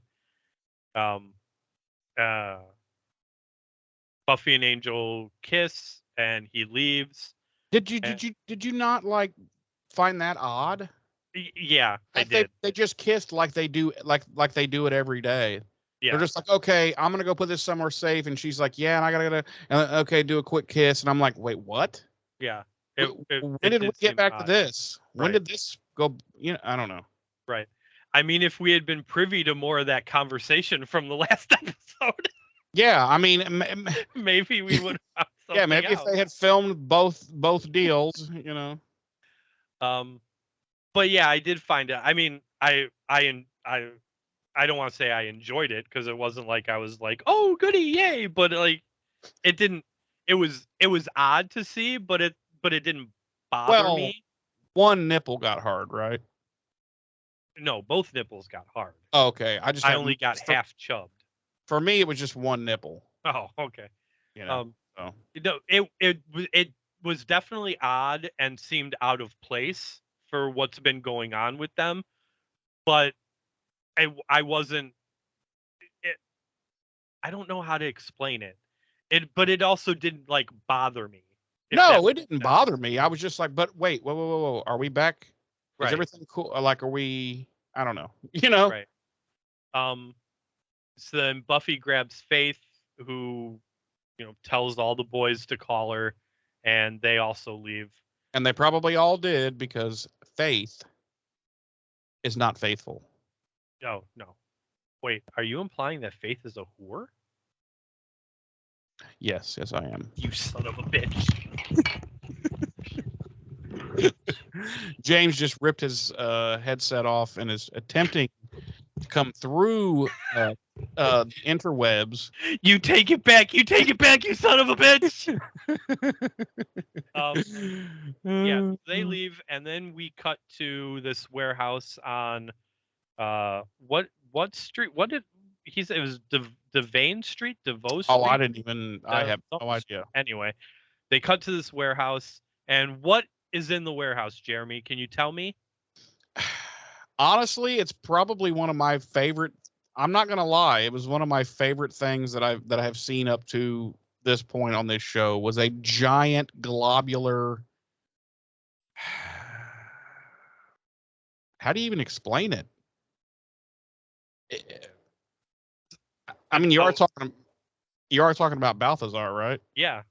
He's in like this tub, and he is this huge gelatinous fucking globular thing. Fat demon.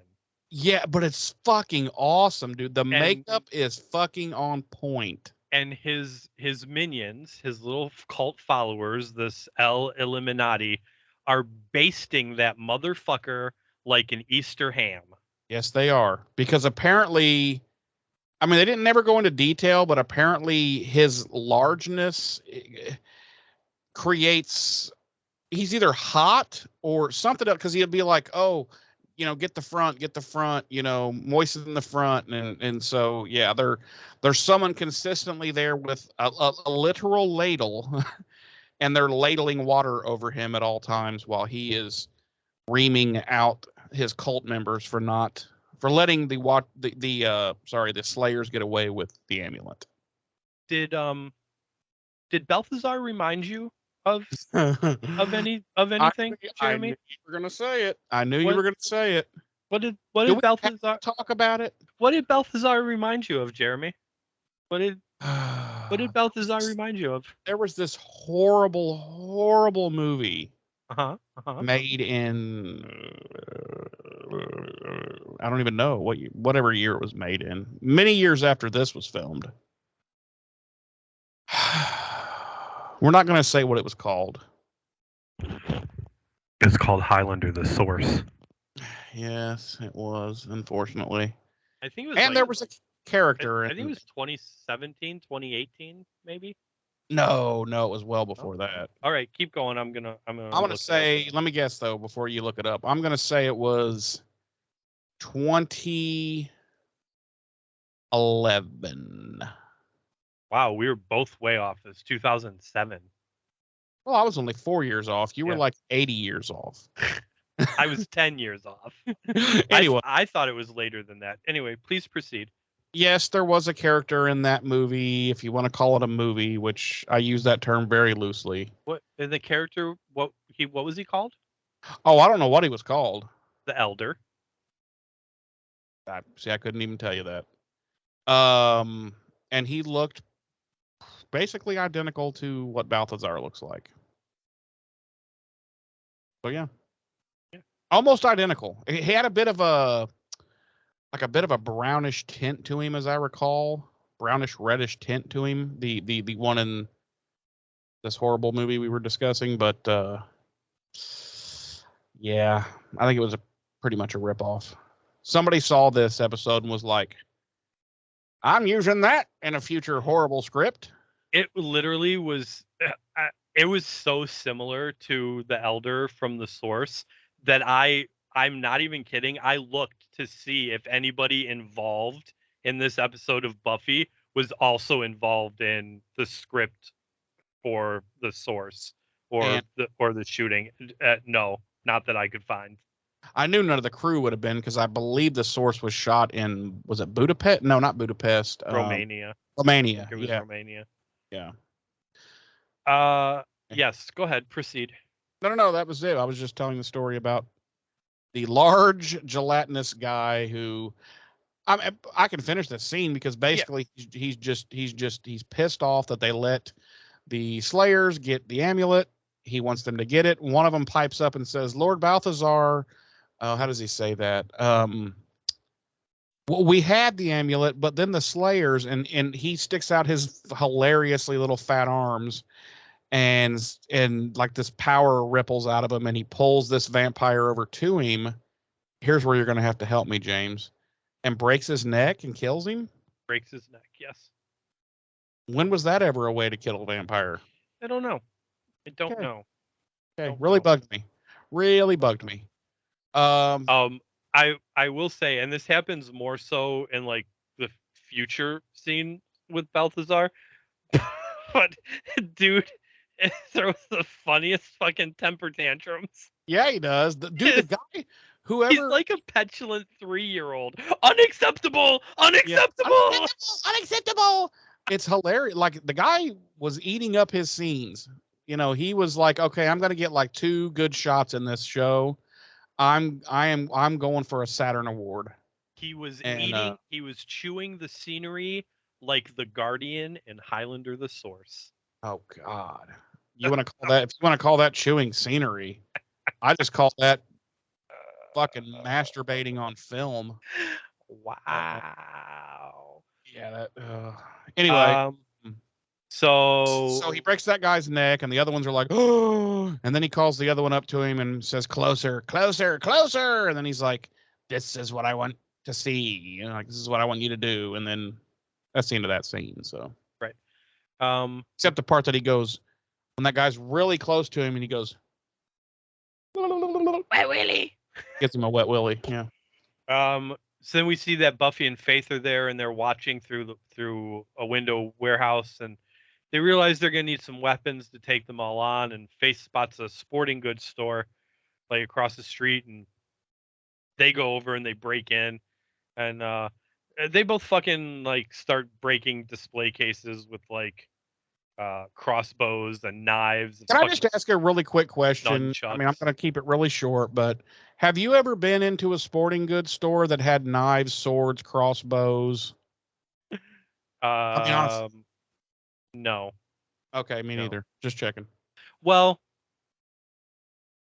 it's not knives like Buffy is Yeah, grabbing. these were straight up like daggers and right, like crossbows. Yeah, sure. Like in a sport, maybe, like but I not bet in a glass case. Well, no, but I bet if I go to a Cabela's or a Dick's Sporting Goods, I can find a crossbow. Really? Okay, Well, I'll I would take your word for I it. would venture to say, maybe, I don't know. I don't know. Nunchucks. I'm pretty sure she Yeah, grabbed there was nunchucks. There was, oh, what was the other? Damn it, there was something else sitting on the shelf right below the nunchucks, and I was like, what the fuck? And I can't remember what the fuck it was. I was like, you're not gonna find that in a fucking sporting goods store, but. And the dagger that Buffy grabs is definitely like, yeah, you find like hunting knives and things in a place, but like she grabs like a double bladed, I'm sorry, a double edged fucking like medieval dagger. Yeah. I'm like, what? And as they're breaking open display cases and stealing weaponry. Wait, you have to say the stupid little saying that Faith says that Buffy repeats. It's so dumb. What does she say? She says, B, you have to realize, we're slayers. So she says, want, take, have. Oh. And then Buffy repeats it. And I'm like, what? That's what we came up with? But yeah, okay. Want, take, have. If you're a slayer, want, take, have. And she's like putting the nunchucks like down. I'm not trying to be gross here, but like putting them down her pants, like stuffing them, because she's just like loaded with. She looks like sporting goods Rambo, basically, and the po-po get there. They do. The po-po. They never get there any other time when they're actually needed in Sunnydale. Right. Yeah, the police show up and they get arrested, and as they're being hauled to the police station, Faith has the brilliant idea for her and Buffy to break out of the squad car by kicking the cage forward and into the cops to cause an accident, which they do, and they get out and they make their escape. And this scene here is, which we will discuss at the end. This is my biggest problem with the whole episode. Just saying it. Please proceed. That scene right there. Oh, that scene right there. So then we cut to the next morning, and Buffy is scouring the newspaper. I'm presuming it's looking for any articles about what happened last night.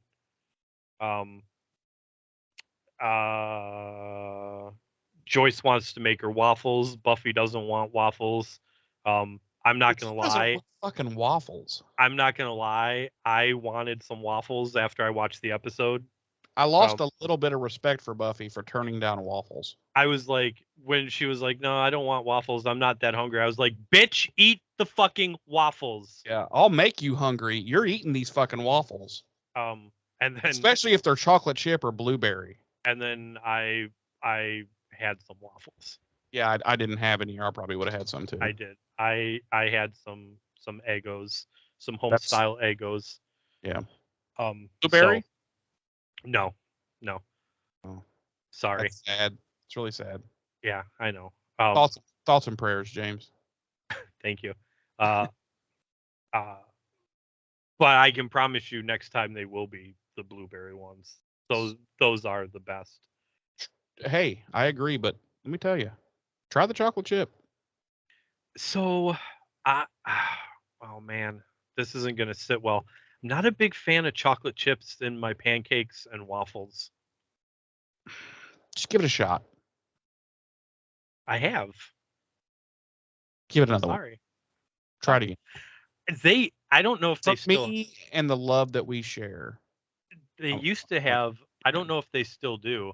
I haven't seen them at the local grocery store. They used to have strawberry Eggos. Oh yeah. Oh, they still have those. Do they? Those. Yeah. I shop at Kroger. Do you guys have Kroger? No. Okay. I shop at Kroger, and yeah, they have them. It's always like the home style, blueberry, chocolate chip, strawberry. I'll have to look harder. Last time I bought Eggos, I literally just grabbed like a box of home style because I was craving waffles. Did a little kid run up and say "Lego my Eggo"?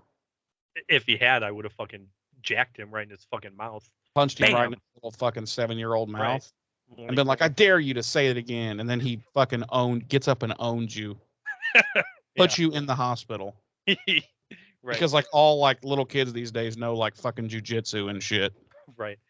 He probably would just like kicked me in my balls and I would have been down for the count. Yeah, he like fucking does like a flying leg scissor thing to you and like has you in a fucking some kind of death-defying jujitsu move, and yeah. Right. And just knuckle punches my ball sack repeatedly. Yeah, and as you're tapping out, he's just fucking he's like there's no tapping out, bitch. Just he's like boom, boom, right on my like sack. Speed bag, dude. He's like right. And my voice is just getting higher and higher. I'm like, I start out, I'm like I am now. I'm like, no, stop. And then eventually, stop.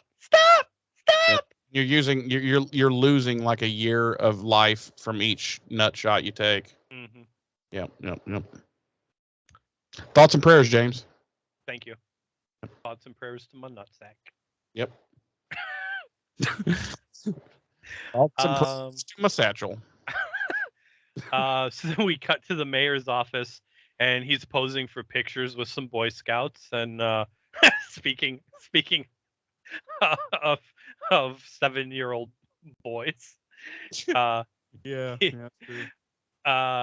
After they leave, he closes his curtains, blinds. Actually, I think they were right blinds. Yeah.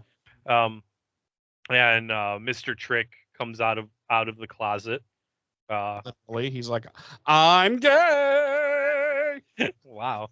Well, I did it and it was wrong. You do it and it's fucking hysterical. I see. Well, it's a half hour later, so it's okay. It's okay after 1:30.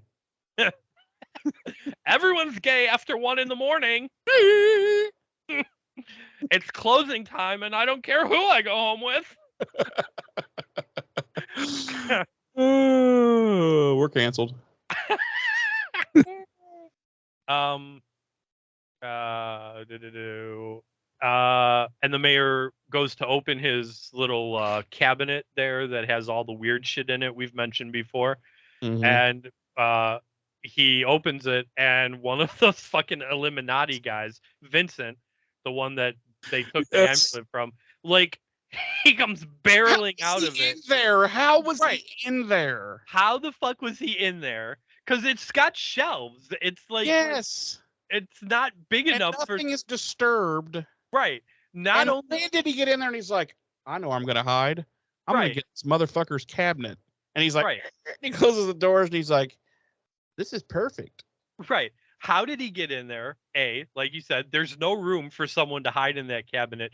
B, with no room to hide in there, how did he get such a fucking running start to come barreling out of there like that? And he even has a sword with him. Yes. So, well, Zeist pocket. Yeah, well, that explains that, yeah. But yeah, so I like there. Like, listen. I love how. Hold on, I'm tangled.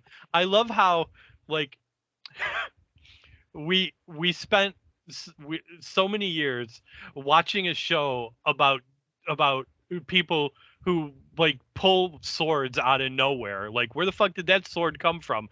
And yet we have a problem with this jackass having a sword in a liquor cabinet. We're like, no, it's unbelievable. It's unbelievable. How'd he get himself in there with a sword?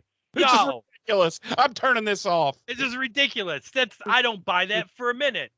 I don't buy that for a minute. Meanwhile, like 3 hours ago, I'm watching Adrian Paul pull a katana from underneath a trench coat that he was just sitting.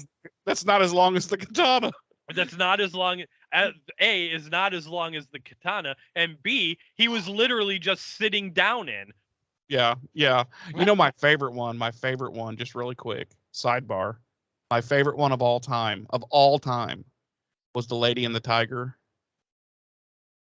When Amanda reaches back behind her shoulder blades. Yeah. She's wearing a literal waist length tight jacket. Right. And she reaches behind her shoulder blades and whips it. She's got the sword. My favorite ones were always the ones where they're like okay, so obviously the idea of the trench coat is that it somehow conceals the fact that they're carrying a sword. Okay, whatever. Like in the first movie with Connor. Right, suspension of disbelief.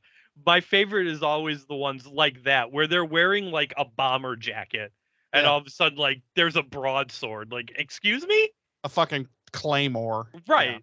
Yeah. Anyway, we've got. And I think it's funner. It was always more fun when they just didn't care. And they were just like, fuck. He's wearing a vest with no shirt on. Yeah. He's got a sword. Pull a sword out. Pull a sword out. Yeah. Vincent comes charging out of the liquor cabinet. Mr. Trick knocks him the fuck out. Yeah, he does. KOs that bitch. He's like, KOs him. Yeah. And I'm like, God damn, if it's that easy, why do we need slayers? Right. Just punch the guy in the head and that's it. Yeah, he goes to sleep. He just Mike Tyson'd him. Right. And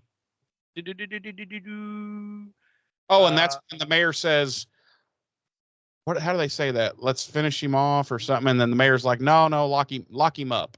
Yeah. And well, first the mayor wants to know like how he could have possibly got in there. And he's asking Deputy Mayor Allen. He's like, don't we have any fucking security around here? And Finch is like, I don't know how he got in here. Which is another point of what we were saying. Like, how the fuck did he get in that cabinet? But how the fuck did he get to the mayor's office? Right. He didn't sneak in from outside because it's daylight. Right. So he says lock him up, and Mr. Trick's like, when he wakes up, he's just gonna try and kill you again. And the mayor's like, yeah, I'm pretty sure he probably will. Yep. And then we cut to Balthazar again, and he's still having a hissy fit about not having his amulet yet. Yep. And he says that if he doesn't get it, his enemy will soon have ultimate power. And he says something that alludes to it being the same enemy who crippled him 100 years ago. So I don't know about you, but at this point I was like, oh fuck, he's talking about the mayor. I wanted answers as to, which we never get. Is this how Balthazar always was, or did his enemy do this to him and turn him into this gelatinous pile of? No, from this scene, I definitely got the impression that this is a direct result of his enemy crippling him 100 years prior. Okay, I can buy that. But did you immediately make that connection that it was the mayor? Okay. Oh yeah, because I mean, I've seen this, so yeah. Oh, well, yeah. Well, yeah. I was like, oh yeah, he's talking about the mayor. Yeah. And then he demands that his little disciples bring the Watchers to him and kill the Slayers. So then we cut to Buffy's room, and Willow's giving Buffy head. What? Whoa! That caught me way off. Man, I need to see that. Or what? No, Willow's giving Buffy a charm bag. It's a protection spell, scented with lavender. Yeah, it's all right. And they have a little exchange about whether or not Willow is going slaying with her tonight. And Buffy says she shouldn't come with, and dips out with Faith, who has shown up, and I've felt bad for Willow in this scene. Eh. She's got Oz. Wow. She got shit to do. Come on. Wow. Well, how could I feel bad when they did the same thing to Xander last week? That's true. They like collectively got together and decided to exclude Xander. That's true. So That it's is like, true. well, you know. But Willow seems so dejected. She does, and we never even get like a resolution to that. No. Like she looks at their little bag after Faith and Buffy leave, and she's like, stupid. Yeah. And then she starts hitting herself, and yeah, Yeah, it was a little she's like, sad. stupid. It was a little sad. How I can't compete with Faith, stupid. And then she was like, then she stopped, and she was like, wait, why do I care? I don't Right. want to die. Fuck this, and she leaves. Right. She's like, and all although- I put in that little bag for her was fucking potpourri anyway, so fuck her. She Although thinks it's a protection spell. It's just potpourri. although as a counterpoint to your argument, I will say I think Willow has proven herself more useful in times of danger than Xander. 100%. Chlamydia is more useful than Xander. Wow. I mean, I'm just saying. So Faith and Buffy leave, and Faith has brought a bow and arrow with her, and we find out that she went back to the sporting goods store and restole the stuff that they were trying to steal. She's talking about how eager she is to try it out, and they get attacked by some of the Illuminati. And we cut to the library, and Wesley and Giles are arguing. And they get interrupted by some of the Illuminati.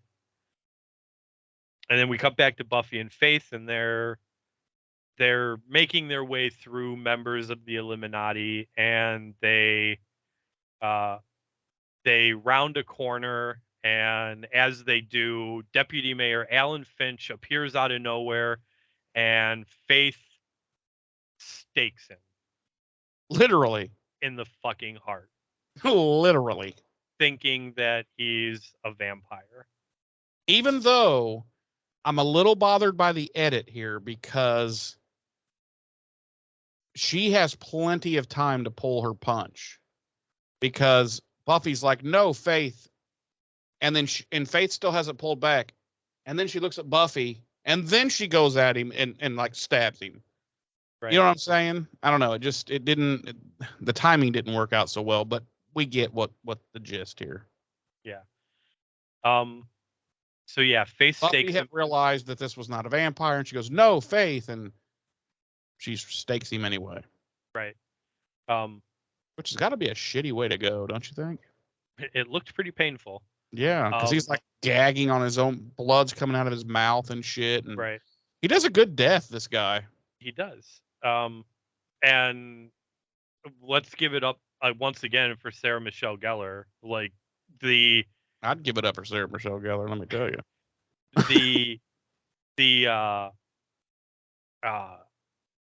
The way she conveys like just the shock and she's like almost horror of watching this man she's die in front of her. This isn't a demon or a vampire. This is like a person. Right. It reminds me of what episode was that with John Ritter?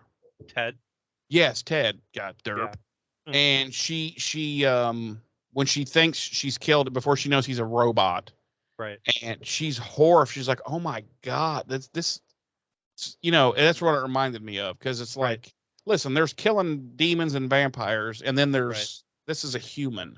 I thought about that too, and in making that comparison, but I would say, even though Buffy did ultimately seem horrified when she thought she had killed Ted, the big difference here is that Faith accidentally killed this guy.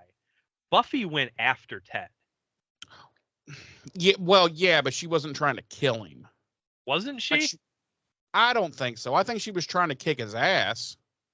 And then, they kind of went that way. And then when I think she kicked him or anyway. Yeah, he fell down the stairs. And he went down the stair. Like, I don't think she had that plan, because if she really wanted to kill a human, she could do it with one shot. Yeah. I mean, that's my opinion. I could be wrong, but right. So I don't think she was ever trying to kill Ted, but she wanted to kick his ass. Okay, I will concede that she didn't deliberately set out to kill him, but I think the difference in the parallel here is definitely like Buffy went after Ted. And she did go after him physically. Faith accidentally killed this dude. Well, I don't know. I still question that. I don't know that it was an accident. I really don't. I think they did that edit on purpose, I don't. I just think it was poor editing. It could have been. But I think it almost would have been more interesting had it not been necessarily 100% accident.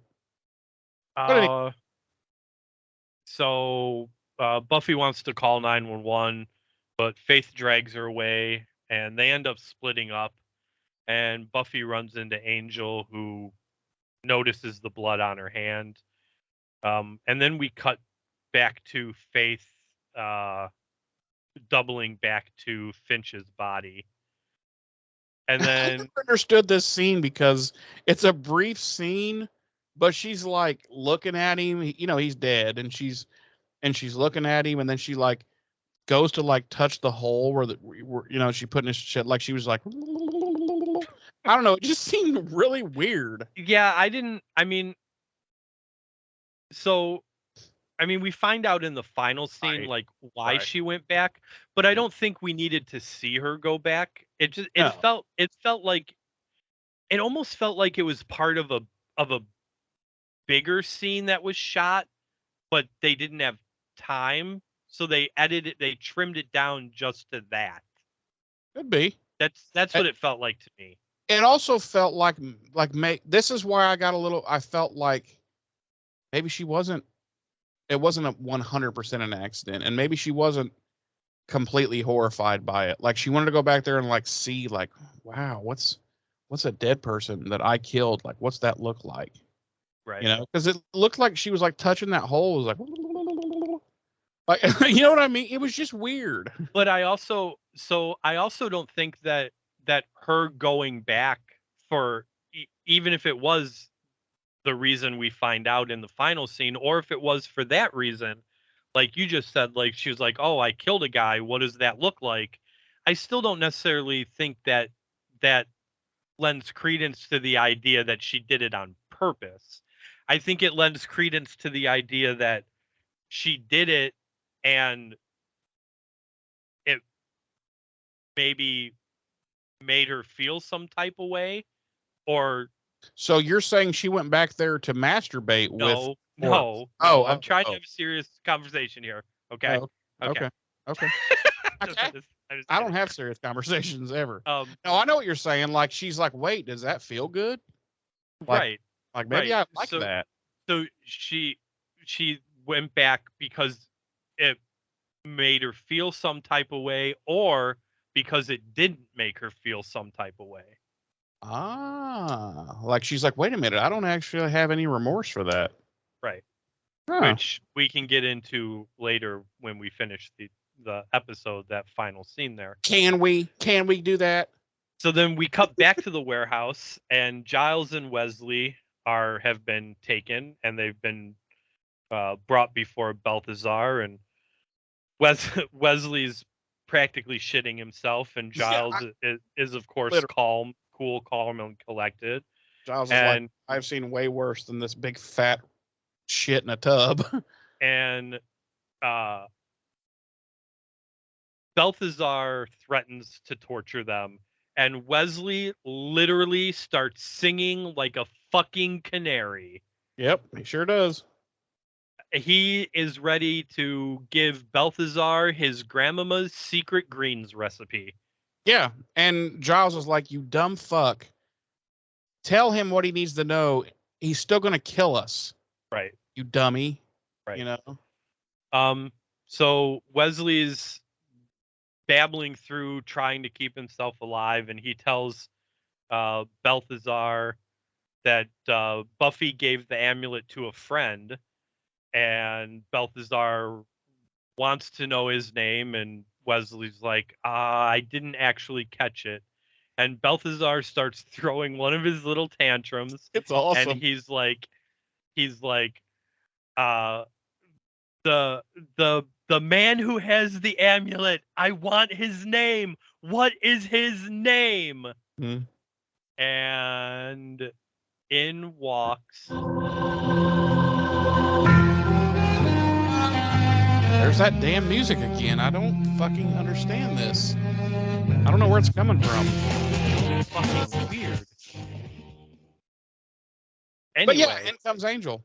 as Balthazar is demanding to know the name of the man who has the amulet, we hear off screen, his name is Angel, and it cuts to Angel in full vamp face, and he starts fucking shit up.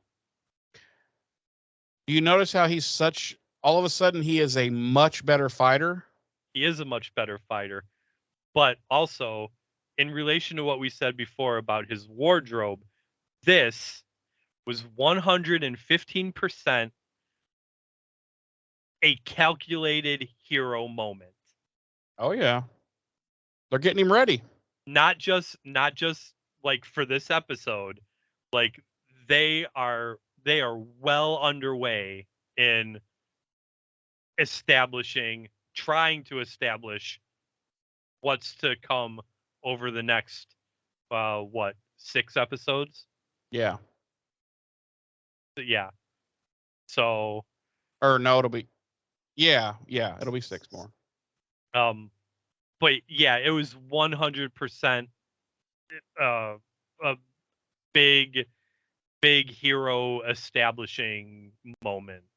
Like, I wonder why they're establishing him so I don't know. strongly. It's so weird. Like, I know. the new wardrobe. Yeah, I don't know. He never gets he always has the upper hand in fights now. Right. So yeah, he and Buffy like decimate the Illuminati. Yeah, they clean house. Balthazar does the hand weird thing and pulls Angel towards him and starts to squeeze Angel's head, and Buffy spots a light above him and yanks it down, and it falls into Balthazar's uh, Bathtub. basting tray and electrocutes him. And which I'm like, wow. So we can now just break vampires' necks, and for demons, just electrocute them. The electrocution thing, I think, makes more sense than just breaking a vampire's neck. I don't know. To me, it's like demons have to be beheaded, or they always have to have some kind of like thing that like a normal person couldn't do. But it's like, well, some of them you can just make them touch a socket with a fork. So they all start to relax, thinking Balthazar's dead, but he's not. He wakes up and he tells Buffy that when he rises, they'll wish that he had killed them all. Yep. And then we cut to the mayor. They're like, oh, and then he dies. Yeah. They're like, dude, he who? Right. Why do evil people always give us these little? Right. Why are we playing the fucking pronoun game? Just give me a name. Right. Lay it all out. You're dying anyway. So then we cut back to the mayor in his office, and he's chanting inside a pentacle. And there's some rumbling. There's a little rumbly that happens. Mm-hmm. And then he gets up, and Mr. Trick asks if it worked. Well, first the mayor is curious about why Deputy Mayor Allen isn't there. He says he's usually very punctual. Right. And then Mr. Trick asks the mayor if it worked, and the mayor's like, I don't know. Well, we're about to find out. And he we see that they have Vincent in a cage, and the mayor gives Vincent his sword, and then Mr. Trick unlocks the cage, and Vincent runs right at the mayor and chops his head in half. And the mayor proceeds to regenerate. It's like Terminator 2. The head split, his and then head it goes fuses back together. right back together, and he's like, "Hey!" And Mr. Trick dusts Vincent, and I love this. The mayor pulls out a to-do list, and it says, I don't know what there's some stuff, and then it says call temp agency, and that's checked off. And then under that, it says become invincible, and the mayor checks it off. And under that, it says PTA meeting. Yeah. Yep. And the mayor says that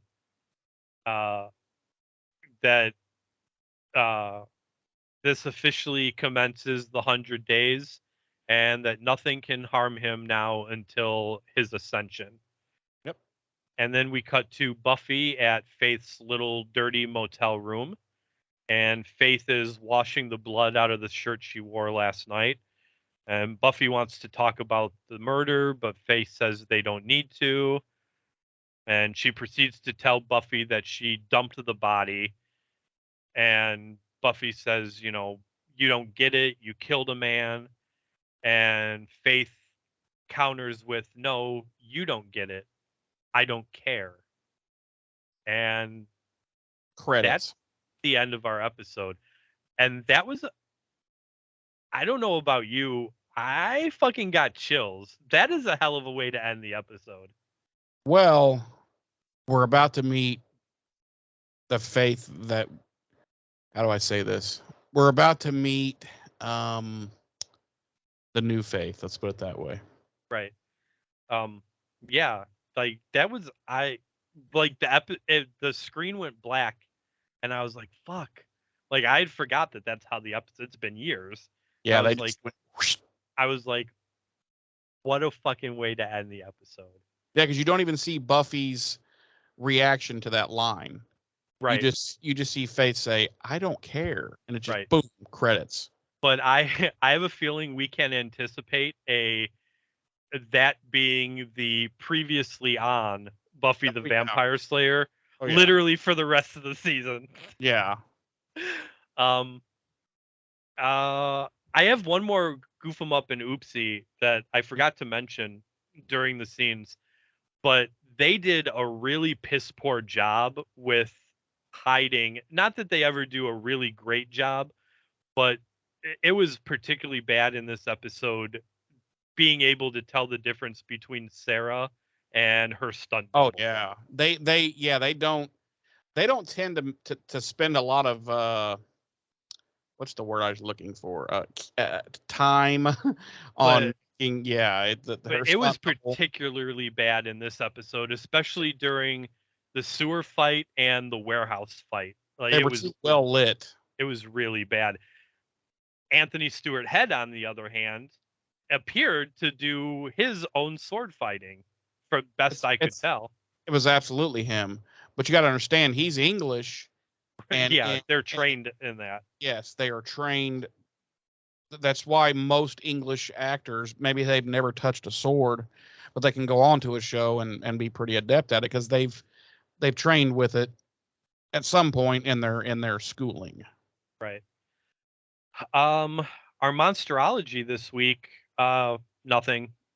Balthazar and the El Illuminati, strictly creations of our writers. I suppose it's possible, kind of like you alluded to in the beginning, Illuminati, they might have been trying for something there, but I don't know, the Illuminati are so vastly different from what the Illuminati are that I don't know. I don't know that there's a direct. But I'm just like, why even use that word? Why not? Right. I mean, come on. Right. Our body count this episode might be our highest yet. I didn't go back through previous episodes to see, but we're looking at least 12. Oh yeah. With an asterisk. At least. There's 10 El Illuminati. Mm-hmm. Deputy Mayor Alan Finch, Balthazar, and who knows how many vampires in that vampire nest. And who knows how many Faith has killed now, after she killed Deputy Mayor. She might have went out and bumped a few more off. Went out a murdering spree. Yep. Our music this week was Chinese Burn by Curve from the album Chinese Burn, released by Universal Records in 1997, and then re-released on the album Come Clean, also released by Universal Records in 1998. Jeremy. Yes, sir. Will you please give me your final thoughts on this episode and your rating out of how many slow-basted demons? 4.5 slow-basted demons. 4.5. This was a good episode, especially that closing scene. You're like, oh, fuck me. Shit just got real. Yeah, it's definitely a 4.5. It's a must-see, I think. So much crazy shit going on in this episode. I have a big complaint, and that's why it loses half a point. Because we never really, we sort of get a little bit of answer to this later on, but not really. So, okay, they get arrested in the sporting goods store. They're with the cops in the car. They kick the car, the wreck, they escape, all that. Nothing ever happens from that. They just, so I'm like, okay, they arrested you, but did not take any of your information and enter it into the system.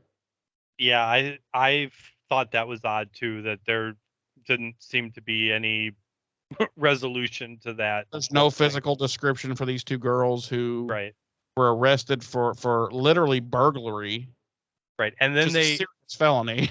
And then assaulting two police officers. Like with intent to like bodily fucking harm. And and there's just nothing. Destruction of police property and public property or personal property. Escape. That's a felony. Escape is a felony. Right. There's no way there wasn't an immediate APB fucking manhunt with physical descriptions of these two women put out there. And if there wasn't, and we're going to put you in our car and transport you to jail, but we're not going to take any of your information right now. Right. Come on. And if that didn't happen, then the Sunnydale police deserve everything they get. Yeah, they should just be murdered left and right by various disgusting demons. But yeah, that knocks a half point off. That's something that's big enough that I can't just like, it's not like it was just this little thing, because those little things I can overlook in a 5 episode, but that's a pretty big that's a pretty big thing to me. And so yeah, I gotta knock half a point off for that. But otherwise, anything that's goofy or whatever is just small stuff in here. It's nothing to take away from the overall. This is the first thing that popped in my head when I got done watching this episode was juicy. Like it was something to sink your teeth into, like there was a lot going on, and it has so many implications for what's to come.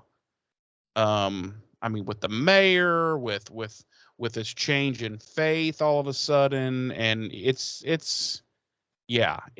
is such a perfect setup for like these final 7 episodes or so that we've got coming up. And so, and this is the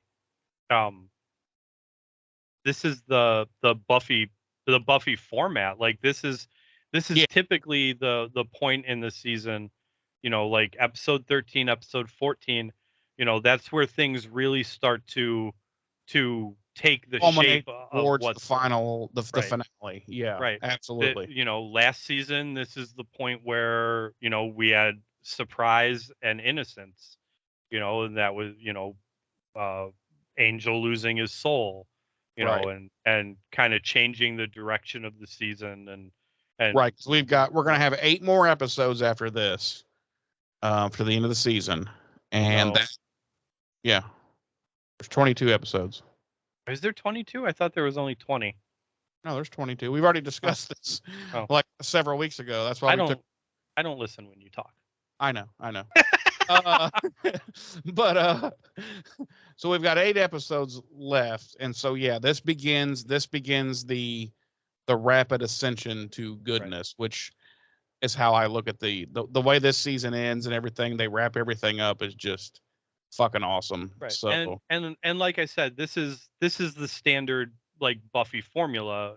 This is the point in the season, every season, where the main story really starts to take its shape, leading to its final form, so to speak. right, we're And not looking and at more bottle episodes. right, and ultimately that's whether the season is really good like this season or really bad like next season. Dude, you have no idea how much I'm dreading next season. At least we will be able to balance it out with the first season of uh Angel. Yeah, absolutely. But man, when we're doing one of the Buffy episodes, there's going to be a lot of bullshit and a lot of like, I'm going to have like 1 page of notes, and I'm going to be like, we're going to go through this quick. Like the Buffy episodes next season, ladies and gentlemen, just a heads up, they'll be like 23 to 25 minutes long. I don't know about that. That's how quickly I want to go through the fucking synopsis on. I hate season 4. I mean, I hate it. Anyway, so James, Yes, sir. why don't you give us your final thoughts on this episode? Mm-hmm. And out of a scale of 1 to 5 anal amulets, how many anal amulets do you give this episode? Well, Jeremy, Yes. I would put 4 anal amulets up my anus And for at this one time. episode. At one time. Okay. For this episode. That's impressive. It's weird because I 100% think this is a must-see episode. Mm-hmm. It 100% goes on the list of episodes I would show people. Like, yeah. And if I'm flipping through channels and Buffy's on and it's this episode, I will watch it. But for some reason, it just doesn't elevate to a 5 for me. Yeah. But There's it's a couple of things that are just but it's a good episode. It's a good episode. I don't I think it's the story overall in the episode didn't really compel me very much. You mean like the A The storyline? A story, yeah. Yeah. But all the ancillary stuff, like the introduction of Wesley, The B the stuff was fucking the B stuff top was really quality. good, and that's what makes it a must see. Yeah. Unfortunately, the A story didn't really do anything for me, so that's what keeps it down at a 4. Yeah. But yeah, there's a lot of ancillary stuff like you talked about, like the introduction of Wesley, bringing Faith to the forefront, finally. Final. And we do get more Faith focus going into the back half of this season. I feel like she's been very underutilized up to this point. Almost underutilized to an extent where this turn that we saw here potentially, I don't know that it really has a huge impact. Yeah. Um uh but that final scene, like I said, it's damn near chilling. Yeah. Oh yeah. It's like, whoa. She's like straight up like, no, I don't think you get it. I don't care. Like, yeah, because when this episode that's aired the very first time, everybody around the world was like, "What?" like That's you weren't expecting that. right. Like that's cold. That's cold blooded. Man. So yeah. Yeah, all the the B story elements coming together to kind of shape what's to come and lay out, you know, the next 8 episodes in the back half of this season. The mayor's plan, kind of becoming more clear. You know, the faith stuff. We now know that there's some kind of ascension coming for the mayor within the next, right, or within 100 days. right. And so now we're left with like, okay, what the fuck is that? You know? Right. The stuff with Angel, honestly, like we pointed out, like nobody watching at the time would have known what was going on, but they're clearly prepping for something. They're setting something up. They're obviously prepping for his show, which we all know is coming, that because we're going to be covering it. Right. And they're like, okay, we got to get him a little bit more screen time. And when he's in there, we need to make him look a certain way. He needs to handle himself a certain way because he's about to be our leading man. Right. And I don't know. I would have to look. I don't know if they had already shot the test pilot for Angel. Probably. I would imagine they probably had, because at least the one that they show within the that they show the network. Right. That's what I mean. What I mean. They've probably shot that by now. I would imagine they would. I think it's already like everything's been signed on the dotted line at this point. Right. For his show, I don't think it's begun production yet, but right, and I don't think it's public knowledge yet. Oh no, at this point it wasn't. Oh right. No. You know, but I mean, we're halfway through this season. They would have had to have at least shot the test pilot to show the networks. You know, to pitch it. I would think. And honestly, they probably have already started pre-production on the first season. More than likely, yeah. They're definitely doing, location scouting and putting together, the crew and all that kind of thing. Oh yeah. Right, because you would figure, the end of this season, when they come back to shoot Buffy, that's when they're gonna be coming back to start shooting Angel season 1 as well. Yeah, which I never knew, man. How do you pull that off? 2 productions going, 2. Unfortunately, hats off to them. Well, you say hats off to them, but I think it's widely known at this point that they didn't handle it very well. And that's, no, this first season they definitely didn't, and that's why I think Buffy's exactly why Buffy season 4 suffers the way it does. Yeah, but they figured it out within like 1 season, basically. Yeah, because from then on, it wasn't like, in my opinion, it wasn't right. Season 4 was definitely right. But there's some things about season 1 of Angel that we'll definitely talk about, as we start reviewing that. Yeah. But yeah, it's a 4. Overall, it's a really good episode, must see. Must TV. And that's all I have to say about that. All right, James, I have a challenge for you. Mm-hmm. Wait, hold on. Oh. Let me see. Let me touch your head on the camera here, and let me.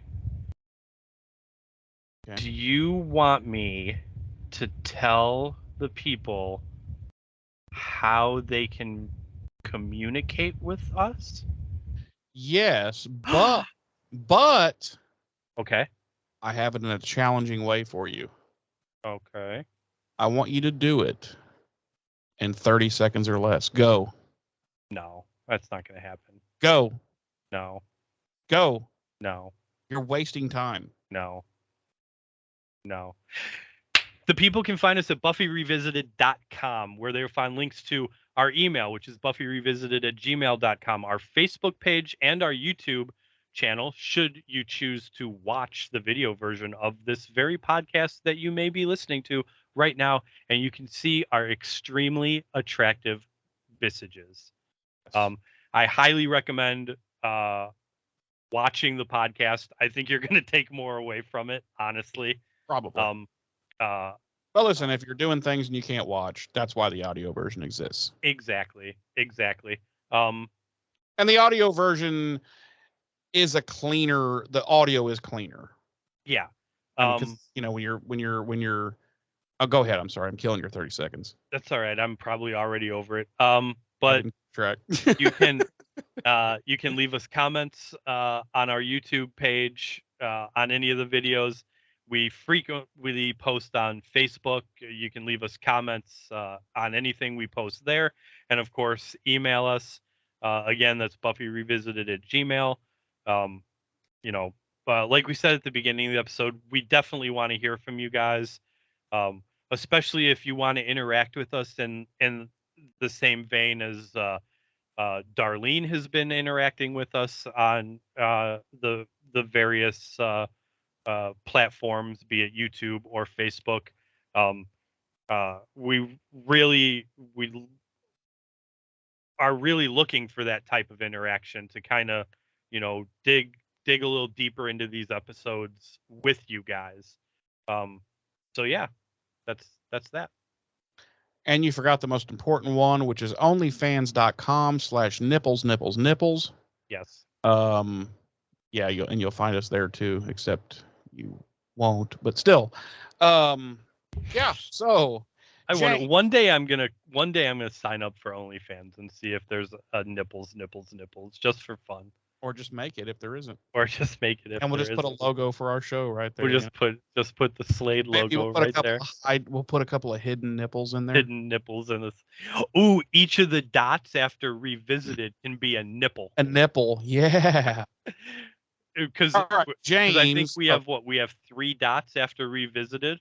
I think so, yeah. So it would be nipples. Oh, it's like the Illuminati, bro. That's my big brain at work. James, my friend, any closing thoughts? Nope, that's all I've got. We look forward to seeing you guys again next week. We sure do, because next week is going to be season 3, episode 15, Consequences. And if you thought this episode set us up for the rest of the season, wait till next week. Right. And with all that being said, I have been one of your hosts. I am Jeremy J. I'm your other host, Ames J. Ta-ta.